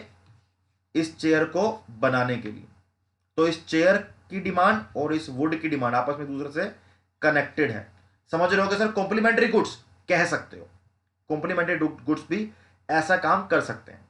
सो व्हेन, जब मैं किसी एक प्रोडक्ट की डिमांड करता हूं और उसकी वजह से इनडायरेक्टली किसी दूसरे गुड्स की डिमांड अपने आप मार्केट में बढ़ जाती है, this kind of demand is known as indirect demand. जब मैं मैकडी पे जाके एक कोल्ड ड्रिंक खरीदता हूं और मुझे वो प्लास्टिक के गिलास में एक कोल्ड ड्रिंक देता है, तो मैंने कोल्ड ड्रिंक की डिमांड करी है, मैंने पेप्सी के ग्लास की डिमांड नहीं, मैंने प्लास्टिक के ग्लास की डिमांड नहीं करी। प्लास्टिक के ग्लास की डिमांड अपने आप बढ़ेगी, क्योंकि मानो एक दिन में एक मैकडी के आउटलेट ने 1,000 कोल्ड ड्रिंक बेची, तो उसने 1,000 ग्लास सर्व किए ना। अब कोल्ड ड्रिंक थोड़ी कहेगा कि चलो बेटा ये लो बोतल से पी लो, ग्लास देगा ना मुझे कोल्ड ड्रिंक पीने के लिए। तो उस 1,000 ग्लास की भी क्वांटिटी डिमांड बढ़ेगी ना फ्यूचर में, क्योंकि वो 1,000 तो कंज्यूम हो गए, तो 1,000 की डिमांड बढ़ी। तो लेकिन मैंने तो डिमांड कोल्ड ड्रिंक की करी थी, तो कोल्ड ड्रिंक की डिमांड करने की वजह से जब ग्लास की डिमांड बढ़ी, जब ग्लासेस की डिमांड बढ़ी, प्लास्टिक के ग्लासेस की, तो that kind of demand is known as indirect demand, and indirect demand is also known as derived demand. तो आपके सामने दोनों की डेफिनेशन है, पोज करो, पढ़ो, बहुत जरूरी है पढ़ना, बिना पढ़े जिंदगी में कहीं नहीं पहुंचोगे। तो indirect demand of a good is also known as direct, obviously not derived, right, joint नहीं होगा, कॉम्पिटिटिव नहीं होगा। तो हमारा आंसर होगा यहां पर बी, सिंपल सी बात है। ठीक है, तो आगे बढ़े। Question number 16th, this is again an applied economics question, applied micro economics question. How are apples and oranges related when as a result of rise in price of apples demand for orange increases? अच्छा जी, ये कह रहा है कि दो commodities है, एक commodity Apple, एक कमोडिटी है ऑरेंज। जब एप्पल का प्राइस बढ़ा तो ऑरेंज की क्वांटिटी डिमांड या फिर ऑरेंज की डिमांड इंक्रीज हो गई। ये फिनोमेना देखना है सिर्फ, फिर बताना है कि ये किस तरह के गुड्स हैं। हमने ये फिनोमेना देख के ये बताना है कि इन दोनों के अंदर रिलेशनशिप क्या है, क्या ये दोनों पति पत्नी है, भाई बहन है, बॉयफ्रेंड गर्लफ्रेंड है, स्कूल के दोस्त हैं, कौन है, हमने ये बताना है। तो इस तरीके से आंसर निकल कर आएगा कि अगर किसी प्रोडक्ट का प्राइस बढ़ता है और उसकी वजह से किसी दूसरे गुड्स की डिमांड बढ़ जाती है, तो it means we are talking about substitute goods. समझा चुका हूं पेप्सी कोला का एग्जांपल देके, या समझाया जा रहा है फ्रूट का एग्जांपल देके, या समझो कि दोनों से हमें एक तरीके से हेल्दी लाइफ मिलती है, तो फ्रूट भी खाया करो, दिमाग तेज चलेगा। आंसर होगा हमारा ए, सब्स्टिट्यूट गुड। 16th का आंसर है ए। ऐसे क्वेश्चन एग्जाम में आएंगे, दिमाग खोल के बैठा करो जब ये क्वेश्चन सुनते हो या क्वेश्चन अटेम्प्ट करो, दिमाग खोल के क्वेश्चन को सोल्व किया करो, जिससे कि आने वाले एग्जाम में कम से कम डिफिकल्टी हो, और जो लाइफ में ठाना है सीए बनना अपने पेरेंट्स की वजह से, या अपने पेरेंट्स को खुश करने के लिए, या फिर अपनी वजह से उनको पेरेंट्स को प्राउड कराने के लिए, अगर आपने ये सपना देखा है तो उस सपने के लिए काम करना भी चालू करो। क्वेश्चन नंबर 17 पे आते हैं। If two goods are complementary then rise in the price of one results. So अगर दो गुड्स कॉम्प्लीमेंट्री हैं तो अगर एक का प्राइस बढ़ेगा तो दूसरे की डिमांड कम हो जाएगी। अगर ये कॉन्सेप्ट लिखा है तो उस ऑप्शन को करेक्ट कर दो। Rise in demand for the other, no. Fall in the demand for other, एकदम करेक्ट आंसर है। राइट आंसर होगा 17 का बी। ये भी गलत है, ये भी गलत है, ये भी गलत है। अब ये मत बोलना कि ये समझ क्यों नहीं आया। कॉम्प्लीमेंट्री गुड्स ऑलरेडी समझा चुका हूं। पेट्रोल और कार का कंपैरिजन ले लो, these both are complementary goods. Biscuit और टी का ले लो, दोनों कॉम्प्लीमेंट्री गुड्स हैं। चीनी और चाय का, टी एंड शुगर, दोनों कॉम्प्लीमेंट्री गुड्स हैं। सिंपल सी बात है। आगे बढ़े, क्वेश्चन नंबर 18 पे आते हैं। इफ, अगेन अप्लाइड क्वेश्चन है। अप्लाइड क्वेश्चन का मतलब है जब हम थ्योरी को रियलिटी के अंदर समझ के पढ़ते हैं। If the demand for CNG increases as price of petrol increases, the two goods are, if the demand for CNG increases as price of petrol increases, the two goods are। जब भी ऐसा question है ना applied, उसको कहीं पे लिख लो कि दो कम्युनिटी की बात हो रही है, सीएनजी की बात हो रही है और पेट्रोल की बात हो रही है। वैसे तो अगर आप में थोड़ा सा दिमाग है और आपने बेसिक्स पढ़े हैं तो आपको ये इन दोनों के नाम से पता है कि ये दोनों कौन से गुड्स हैं। अब क्या बोला जा रहा है कि CNG, if the demand for CNG increases as price of पेट्रोलिंग, जब प्राइस पेट्रोल का प्राइस बढ़ेगा तो सीएनजी का डिमांड बढ़ जाएगी। अगर ऐसा चल रहा है तो क्या होगा? देखो वैसे भी अगर मैं आपसे गाड़ी की बात करूं, कार की, तो आपको मेजरली इंडिया में दो तीन तरह की गाड़ी दिखती हैं। एक पेट्रोल कार दिखती है, एक सीएनजी दिखती है। दोनों फ्यूल है, दोनों से गाड़ी चलती है। It means they both are what?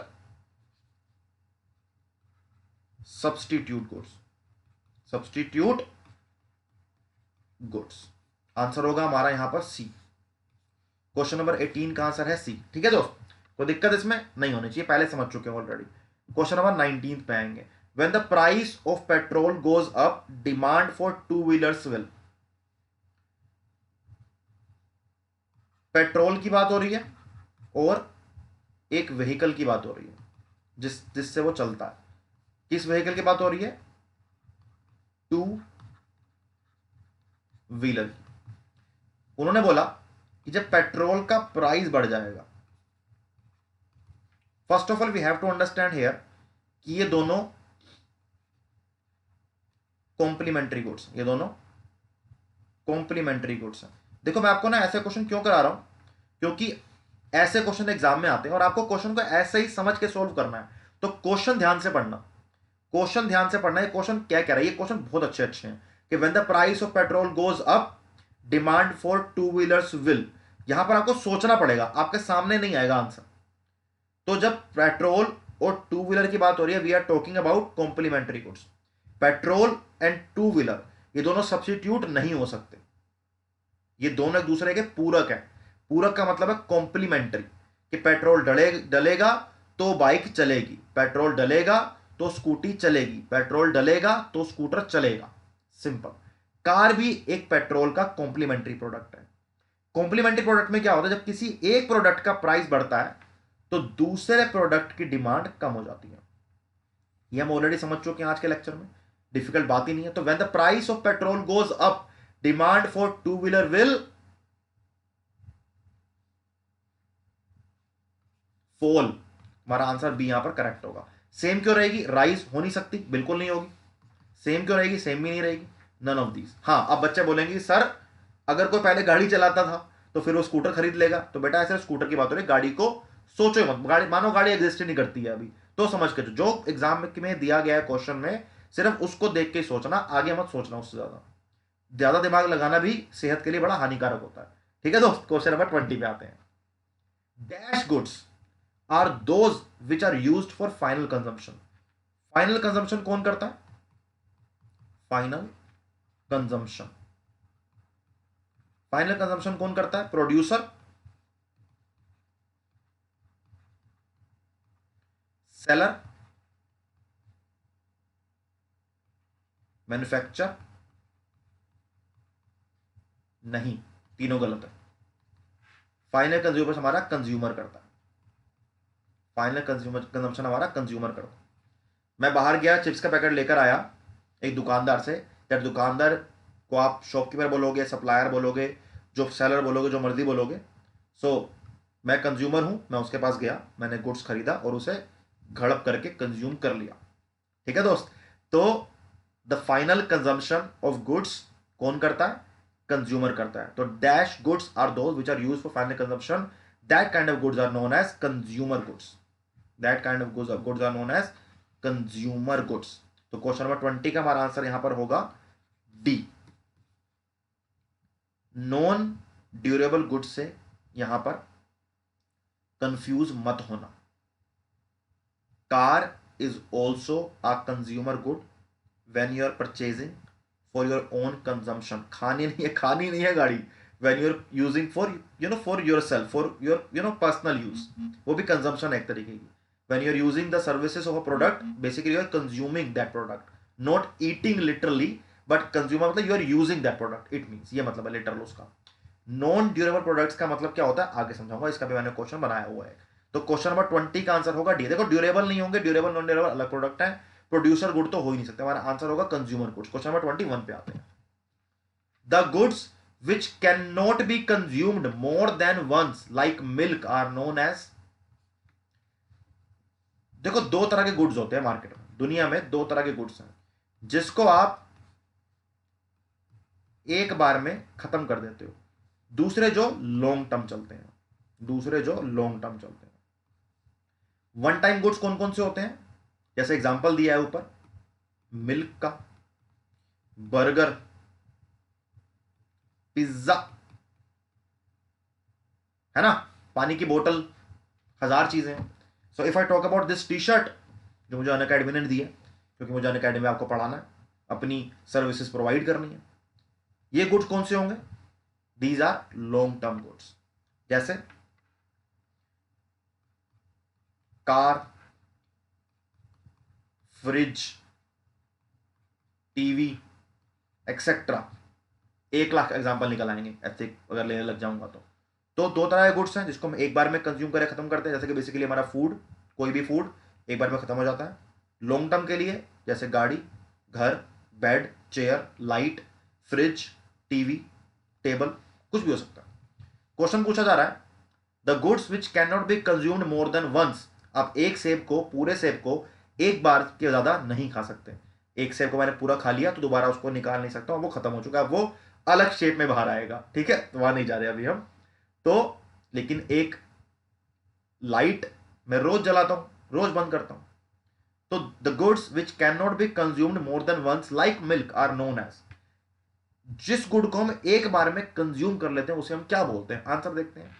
Non durable consumer goods, producer goods, inferior goods, durable consumer goods.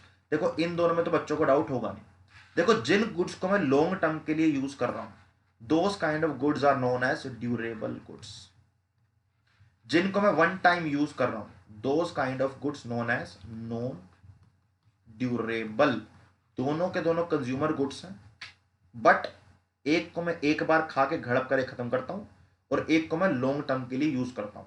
So Jin goods को हम एक बार में कंज्यूम करके उसे खत्म कर देते हैं, those kind of goods are known as non durable consumer goods.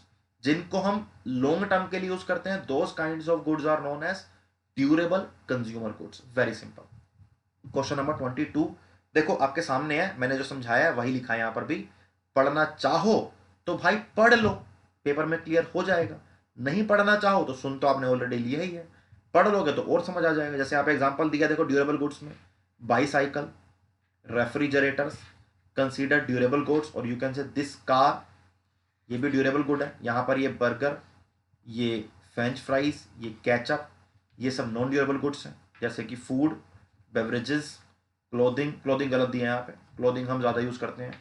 Shoes, देखो वैसे ना एक टाइम होता है, एक टाइम के अकॉर्डिंग 3 साल से ऊपर है तो 3 साल से ऊपर है तो ड्यूरेबल गुड्स है, 3 साल से कम है तो नॉन ड्यूरेबल गुड्स है, वैसे तो ये माना जाता है, लेकिन हम आगे बढ़ेंगे अब। Question number 22, demand for steel produced by Tata Iron and Steel Company is an example of dash demand. One is industry demand, company demand, autonomous demand, joint demand. देखो वैसे तो ये एक तरह की डिमांड है, लेकिन यहां पर कंपनी डिमांड से कोई लॉजिक नहीं बनता, ऑटोनोमस डिमांड से कोई मतलब नहीं बनता, और जॉइंट डिमांड से कोई मतलब नहीं बनता।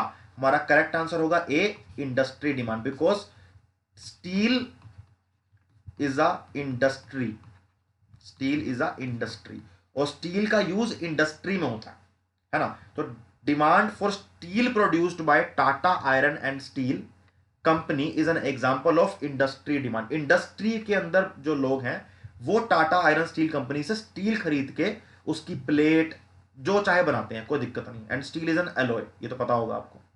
Question number 23, the demand for consumer good is a direct demand, indirect demand, constant demand and company demand. अगर ये क्वेश्चन आपको नहीं आता तो मेरी तरफ से अपने आप को एक प्यारा सा थप्पड़ खुद लगा लो। Answer is A, that is direct demand. भाई लगा मत देना, मजाक कर रहा हूं यार, कि बुरा मान जो कि सर ने ऐसे बोल दिया हमें। तो भाई जिस डिमांड को कंज्यूमर करते हैं, कंज्यूमर डायरेक्टली डिमांड करते हैं, those kind of goods, all goods are demanded by the consumer, those kind of goods are known as consumer goods, और वो डायरेक्ट डिमांड कर जाते हैं। मैं जैसे जाऊंगा बाहर, बोलूंगा भैया एक प्लेट पाव भाजी देना, डायरेक्ट डिमांड है। उसके लिए भैया को पाव खरीदने पड़ेंगे, वो इनडायरेक्ट डिमांड है। भैया मुझे एक फोन खरीदना है, ये एकदम डायरेक्ट डिमांड है। अब उस फोन को बनाने के लिए एप्पल कंपनी को फोन की स्क्रीन कहीं से खरीदनी पड़ेगी या बैटरी खरीदनी पड़ेगी, वो इनडायरेक्ट डिमांड है, that is derived demand. Simple, ज्यादा कॉम्प्लेक्स नहीं करना, रियलिटी से समझो, रियलिटी समझो इकोनॉमिक्स क्या होती है, ऐसे घुस जाएगी माइंड में। क्वेश्चन नंबर 24 पे आते हैं। When we draw a market demand curve we, हम क्या सोचते हैं जब हम एक डिमांड कर्व को ड्रॉ करते हैं? तो हम क्या सोचते हैं? पहला पॉइंट करेंगे, do not consider taste, income and all prices. अगर मैं किसी भी प्राइस को कंसीडर नहीं करूंगा, डिमांड कर्व बनेगा कैसे? तो गलत हो गया अपने आप में। अगर मैं डिमांड कर्व बना रहा हूं किसी प्रोडक्ट का, तो उसके प्राइस को कंसीडर तो करूंगा। तो ऐसे कैसे सोचता है कि I am not considering the taste, okay, I am not considering the income, okay, but I am not considering the prices, it is not possible. Next is assume that taste, income and all other prices changes in same way price changes. It is again illogical. I always say this thing to all of you while solving MCQs को solve करते हुए illogical explanation की बात जरूर करना। मुझे याद है कई बच्चे ऐसे भी होते हैं, कई बच्चे ऐसे भी हैं जिन्हें क्वेश्चन नहीं पता क्या पूछा गया, लेकिन फिर भी वो एमसीक्यू के अंदर आंसर करेक्ट लगा देते हैं। क्यों? क्योंकि वो लॉजिकल एक्सप्लेनेशन को ढूंढते हैं। अब जैसे पहले बोला गया do not consider taste, income, all prices, it is really illogical. Second के अंदर बोला गया कि जैसे प्राइस चेंज होगा वैसे ही टेस्ट, इनकम और सब चेंज होता रहेगा। ऐसा कभी होता है क्या? ऐसा कभी नहीं होता। तो ये भी इलॉजिकल है, दोनों शुरू के दोनों इलॉजिकल है, तो आंसर सही हो ही नहीं सकता। थर्ड देखेंगे, assume that taste, income and all other prices are irrelevant। ठीक है, आगे देखते हैं क्या है। डिमांड कर्व के अंदर वैसे हम समझते हैं, वैसे तो देखो ये भी गलत है, क्योंकि डिमांड कर्व बनाते हम ये सोचते हैं कि taste, income and all other prices remain the same. assume that taste, income and all other prices remain the same, उसके अकॉर्डिंग हम डिमांड कर्व को बनाते हैं। हम डिमांड कर्व को बनाते हुए ये सोचते हैं कि भाई जो जिस प्रोडक्ट का हम डिमांड कर्व बना रहे हैं उस प्रोडक्ट के लिए एकदम से डिमांड सिर्फ प्राइस से ही, देखो ये डिमांड कर्व है, ये डिमांड कर्व है, एक साइड प्राइस है, एक साइड क्वांटिटी डिमांडेड है, and price is only one factor जो प्रोडक्ट की डिमांड को इन्फ्लुएंस करता है। Other factors are taste and preference, income of the consumer, population of the country and prices of complementary substitute goods. These are the other factors. So when we are creating a demand curve और हमारे mind में सिर्फ price और quantity demanded है, तो हम assume करते हैं कि taste and preference, income of the consumers, all other prices remain the same, not irrelevant but same. तो क्वेश्चन नंबर 24 का आंसर यहां पर होगा डी। क्वेश्चन नंबर 25 की बात करें। A fall in the price of the commodity leads to, price commodity का गिर गया तो उसकी डिमांड बढ़ जाएगी, इसको बोलते हैं एक्सपेंशन इन डिमांड। क्वेश्चन अलग बात के लिए है, कंफ्यूज मत होना, सिर्फ ये बात ध्यान रखो, प्राइस और डिमांड।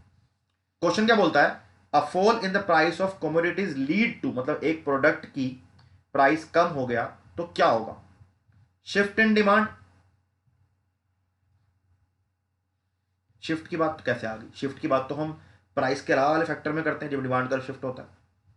शिफ्ट की बात क्यों करेंगे हम, प्राइस गिरा है ना, तो डिमांड शिफ्ट की बात नहीं कर रहे हैं यहाँ पे हम।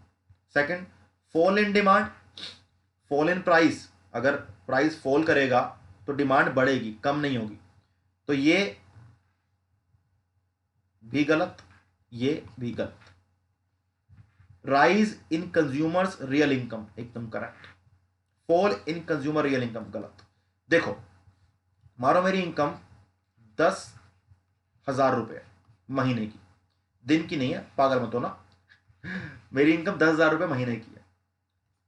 इनकम दो जगह लगती है, एक्सपेंडिचर में और सेविंग्स में।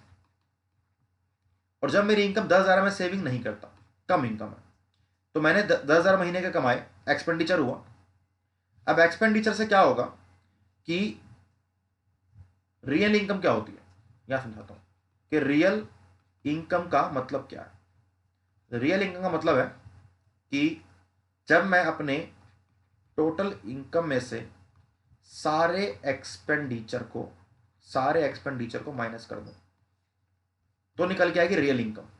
कि अगर मैं 10,000 में से 8,000 रुपये एक्सपेंडिचर पे खर्च कर दिए तो my real income is 2,000 rupees, this is my real income. बाकी सारे मेरे एक्सपेंडिचर हैं, कोई चीज मेरे पीछे छुप रही है तो कोई बात नहीं, सुन लो क्या कह रहा हूं। तो रियल इनकम का मतलब क्या है कि इसको पैन को भी रखते हैं अभी, कि अगर किसी प्रोडक्ट का प्राइस कम हो जाएगा तो मंथली मेरे खर्चे भी कम हो जाएंगे। मानो हम हर महीने अपने घर के लिए 50 किलो आटा खरीदते हैं, 50 किलो आटा खरीदने के लिए मुझे, मानो अगर 100 रुपये किलो आटा है एग्जाम्पल लो, तो मुझे 5,000 रुपये खर्च करने पड़ते हैं, ठीक है। अगर मानो आटा 20 रुपये किलो हो जाए तो मुझे 2,000 रुपये खर्च करने पड़ेंगे, तो 3,000 रुपये मेरी रियल इनकम के अंदर बढ़ जाएंगे।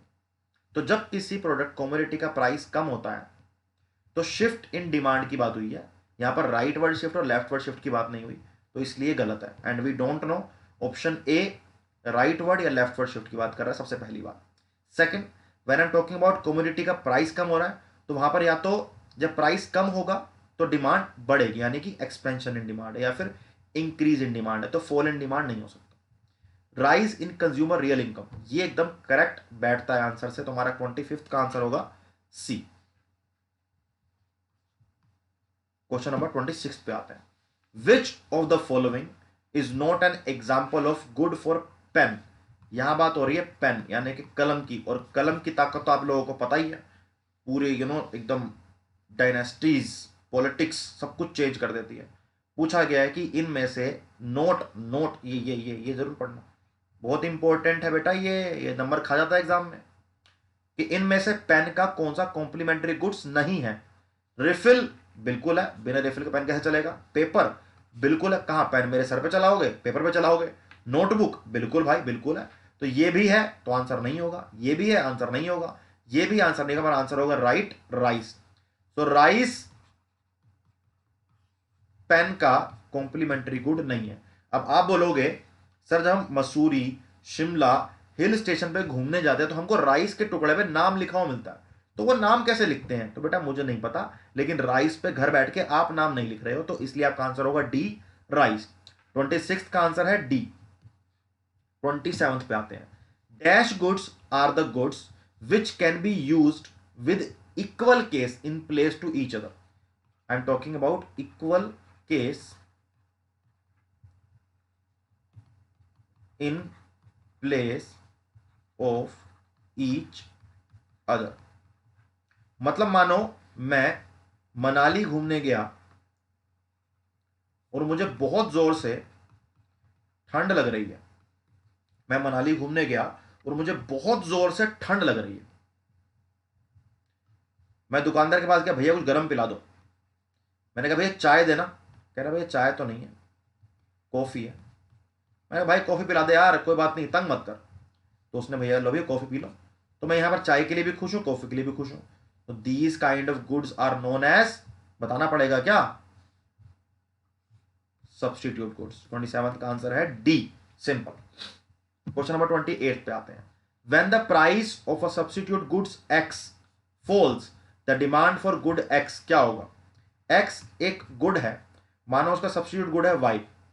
जब X, when the price of a substitute goods X, मतलब एक्स के सब्स्टिट्यूट गुड का जब प्राइस कम होगा। मैंने क्वेश्चन क्यों डाला है, क्योंकि बच्चों को लगेगा I am talking about the price of a X. No, I am talking about the substitute of X, that is Y. जब वाई का प्राइस, कोई नहीं समझ जाना, काट देता हूं। जब वाई का प्राइस कम हो जाएगा तो एक्स की डिमांड, एक्स की डिमांड कम हो जाएगी। मतलब वो लोग वाई खरीदना, मतलब जब वाई का प्राइस कम होगा तो वाई की डिमांड तो बढ़ेगी, लेकिन उसके साथ साथ अगर ये दोनों आपस में कॉम्प्लीमेंट्री गुड्स हैं तो यहां पर एक्स की डिमांड कम हो जाएगी। तो हमारा यहां पर आंसर होगा the demand will fall for the good X. हमारा आंसर होगा 28 का आंसर है बी।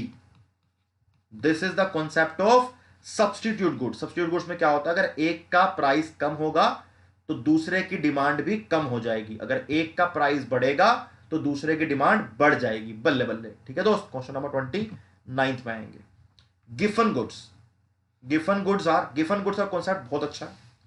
मैंने आपको एक बात समझाई थी अभी कि भाई राइस 20 रुपए किलो है, 60 वाला, 80 वाला है। जब मेरी इनकम कम है तो मैं वो प्रोडक्ट खरीदता हूं जो मैं नहीं खरीदना चाहता, बिकॉज मेरी इनकम कम है। लेकिन जब मेरी इनकम इंक्रीज करेगी तो मैं वो प्रोडक्ट खरीदूंगा जो मैं खरीदना चाहता हूं, क्योंकि जो मेरे पहले वो अफोर्डेबल नहीं थे अब मेरे लिए अफोर्डेबल है, इसलिए मैं अब उन प्रोडक्ट्स को खरीदूंगा जो मैं खरीद सकता हूं। सिंपल बात है। गिफन गुड्स थोड़े से और अलग कॉन्सेप्ट है। मानो मेरी इनकम 100 रुपीज है, मैं 100 रुपीज में ब्रेड और फ्रूट्स खरीदता हूं। ठीक है, मैं 70 रुपीज का ब्रेड खरीदता हूं और 30 रुपीज के फ्रूट्स खरीदता हूं। ये बात है मेरे अक्टूबर की, ये बात है अक्टूबर की। दिसंबर में क्या हुआ, दिसंबर में ब्रेड के 70 रुपीज के अंदर 2 ब्रेड के पैकेट आते हैं और 30 रुपीज के अंदर ½ kg फ्रूट्स आता है या ½ kg एप्पल आते हैं। और मेरा हर महीने का यही सीन है, मैं 2 ब्रेड के पैकेट लेके आता हूं। मैं बहुत गरीब हूं, एक बात तो ये समझ लो। मैं 2 ब्रेड के पैकेट लेके आता हूं और ½ किलो सेब लेके आता हूं, क्योंकि मुझे सेब खाना पसंद है। अब मुझे क्या पता लगता है दिसंबर के अंदर कि जो 2 पैकेट ब्रेड के 70 रुपीज के आते थे अब वो 100 रुपीज के हो गए। या बोलो अब वो 90 रुपीज के हो गए। इस बात को ध्यान समझना, बड़ा इंटरेस्टिंग कॉन्सेप्ट है। अब मेरे पास जहां 30 रुपए बचते हैं, मेरे पास 10 रुपीज बचते हैं। इनकम मेरी 100 है, मेरी इनकम से मैं इनकम कम नहीं हो रही, इनकम बढ़ नहीं रही है। पहले ब्रेड 70 रुपीज के 2 पैकेट थे, अब ब्रेड 90 रुपीज के 2 पैकेट है। और फ्रूट्स पहले 30 रुपए का आता था और अब फ्रूट 10 रुपए का आता है।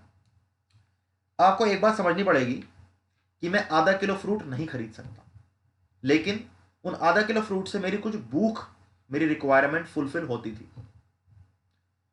अब मुझे क्या करना है, मेरे को 2 पैकेट ब्रेड तो चाहिए ही चाहिए, लेकिन जो ½ किलो फ्रूट से जो मेरी भूख पूरी होती थी उसका मैं क्या करूं। अब क्या होगा कि जो ये 10 रुपए है ना, मैं इन 10 रुपए से भी शिफ्ट करूंगा और मैं यहां पर उसको ऐड करूंगा और मैं कहूंगा भैया 90 रुपए की नहीं, आप मुझे 100 रुपए की ब्रेड ही दे दो। अब मैं फ्रूट खाऊंगा ही नहीं। क्यों? क्योंकि यहां पर जो मेरी ब्रेड है, bread is my basic requirement.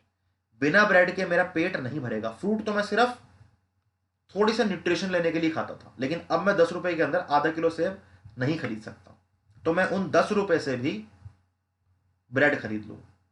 तो Giffen goods are non luxury goods, Giffen goods are inferior goods, जिनका जब प्राइस बढ़ता है या फिर जब इनका प्राइस बढ़ता है उनकी डिमांड बढ़ जाती है। This is the exception of law of demand. Law of demand कहता है जब प्राइस बढ़ेगा डिमांड कम होगी, लेकिन गिफन गुड्स में क्या होता है कि जब प्राइस बढ़ेगा तो उनकी डिमांड बढ़ जाएगी। लेकिन यहीं अगर मेरी इनकम बढ़ जाती तो फिर मैं ज्यादा फ्रूट खरीदता, ब्रेड कम खरीदता अपने इनकम के अकॉर्डिंग। तो जब मेरी इनकम बढ़ेगी तो इनकी डिमांड मैं कम कर दूंगा। अभी ये मेरी मजबूरी है खरीदना। Those kind of goods are known as inferior goods, और Giffen goods is one of a type of inferior goods. काफी इंटरेस्टिंग कॉन्सेप्ट है ये वाला। एक बार अगर नहीं समझ आया दोबारा रुक के समझना, और अगर और समझना हो डिटेल में तो मेरी वीडियो देख लेना जहां मैंने समझाया है डिमांड वाले चैप्टर में। फिर भी नहीं समझ आता तो मतलब आपका कॉन्सेप्ट थोड़े से वीक है, तो बुक से जरूर पढ़ना। तो गिफन गुड का आपको मैंने पॉइंट समझा दिया है, ठीक है दोस्तों। Giffen good are the inferior goods. आपके सामने देखो मैंने यहाँ पे लगाया हुआ आपका ब्रेड ही है कि ब्रेड के एग्जांपल समझाया, तो ब्रेड ही आगे लगा दो फोटो यहाँ पर। तो समझते हैं गिफन गुड क्या होता है। Giffen goods are non luxury products for which demand increases as the price increased and vice versa, thus defying standard law of demand. यानी कि ये क्या कह रहा है, ये कह रहा है कि जब इसका प्राइस बढ़ेगा तो इसकी डिमांड भी बढ़ जाएगी। रीजन उसका ये है कि मैं बाकी कोई प्रोडक्ट इसके अलावा अफोर्ड कर ही नहीं सकता। इसमें आप ब्रेड का एग्जांपल ले सकते हो, इसके अंदर आप नॉर्मल राइस का एग्जांपल ले सकते हो, आप इसके अंदर आटे का एग्जांपल ले सकते हो, क्योंकि रोटी तो खानी है ना दोस्त। फ्रूट्स की कंजम्पशन कम कर देंगे लेकिन रोटी की कंजम्पशन कम नहीं कर सकते। तो जो बेनिफिट्स हेल्थ को फ्रूट से मिलते थे, हम एक्स्ट्रा आटा खरीद के एक्स्ट्रा रोटी खा के वही बेनिफिट रोटी से ले लेंगे, क्योंकि फ्रूट खरीदने के पैसे बचा ही नहीं है। ये कॉन्सेप्ट रियल कॉन्सेप्ट है जो हमें दुनिया भर में देखने को मिलते हैं।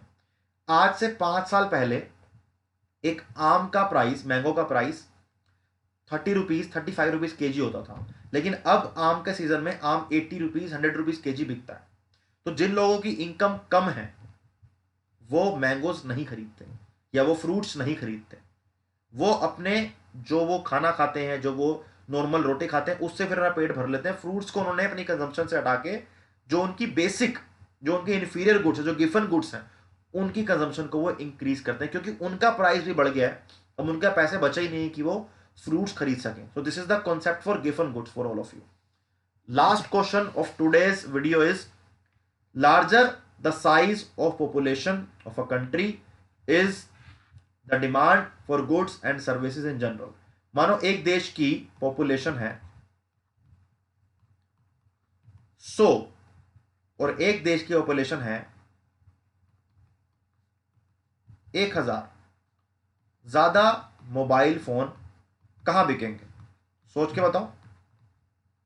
डेफिनेटली सर, जिसकी पॉपुलेशन 1000 है, ज्यादा लोग होंगे, ज्यादा डिमांड करेंगे। क्वेश्चन भी यही पूछ रहा है कि जितनी ज्यादा पॉपुलेशन होगी किसी कंट्री की, उसके अंदर गुड्स और सर्विसेज की डिमांड जनरली ज्यादा होगी या कम होगी?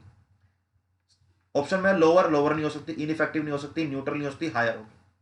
आंसर आएगा larger the size of population of a country, higher is the demand for goods and services in general. तो हायर डिमांड होगी, अगर पॉपुलेशन ज्यादा है तो डिमांड हायर होगी, पॉपुलेशन कम है तो डिमांड लोअर होगी। क्वेश्चन नंबर 30 का राइट आंसर है डी। और इसी क्वेश्चन के साथ हमारे लॉ ऑफ डिमांड का 30 क्वेश्चन है कि पार्ट 1 फिनिश होता है।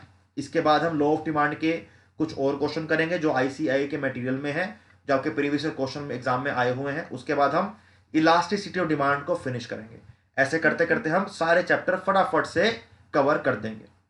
इसके बाद अगर देखो, एक तो आपकी मैं 2 सीरीज चला रहा हूं, वन इज आपकी marathon series, second is MCQ series. इसके साथ साथ अगर आप मेरी स्पेशल लाइव क्लासेस देखना चाहते हो जहां पर मैं अभी mock test chapter wise MCQ solve करवा रहा हूं, तो अगर आपको और एक्स्ट्रा एमसीक्यूज करके अपनी प्रिपरेशन को 100% सिक्योर करना है तो अनअकैडमी की ऐप को डाउनलोड करो, या वेब पोर्टल पर जाके लॉगिन करो। और अगर मेरी कोई स्पेशल क्लास देखनी है तो वहां आप मेरा कोड साहिल M डाल के मेरी क्लास को अनलॉक कर सकते हो। अगर कोई कोर्स खरीदना है तो आप डिस्काउंट पा सकते हो। देखा कितनी काम की चीज हूं मैं। कोई बात नहीं, ऐसे ही पढ़ते रहो और ध्यान से पढ़ो, पूरा ध्यान लगाओ और जो ठाना है जिंदगी में करने के लिए उसे करके दिखाओ। तो thank you so much to all of you for watching my video और watching this session. Basically it is beneficial for you also. मेरे को तो ये सब आता है। तो अगर वीडियो पसंद आई हो आपको तो वीडियो को लाइक कर देना, चैनल को सब्सक्राइब कर देना भाई।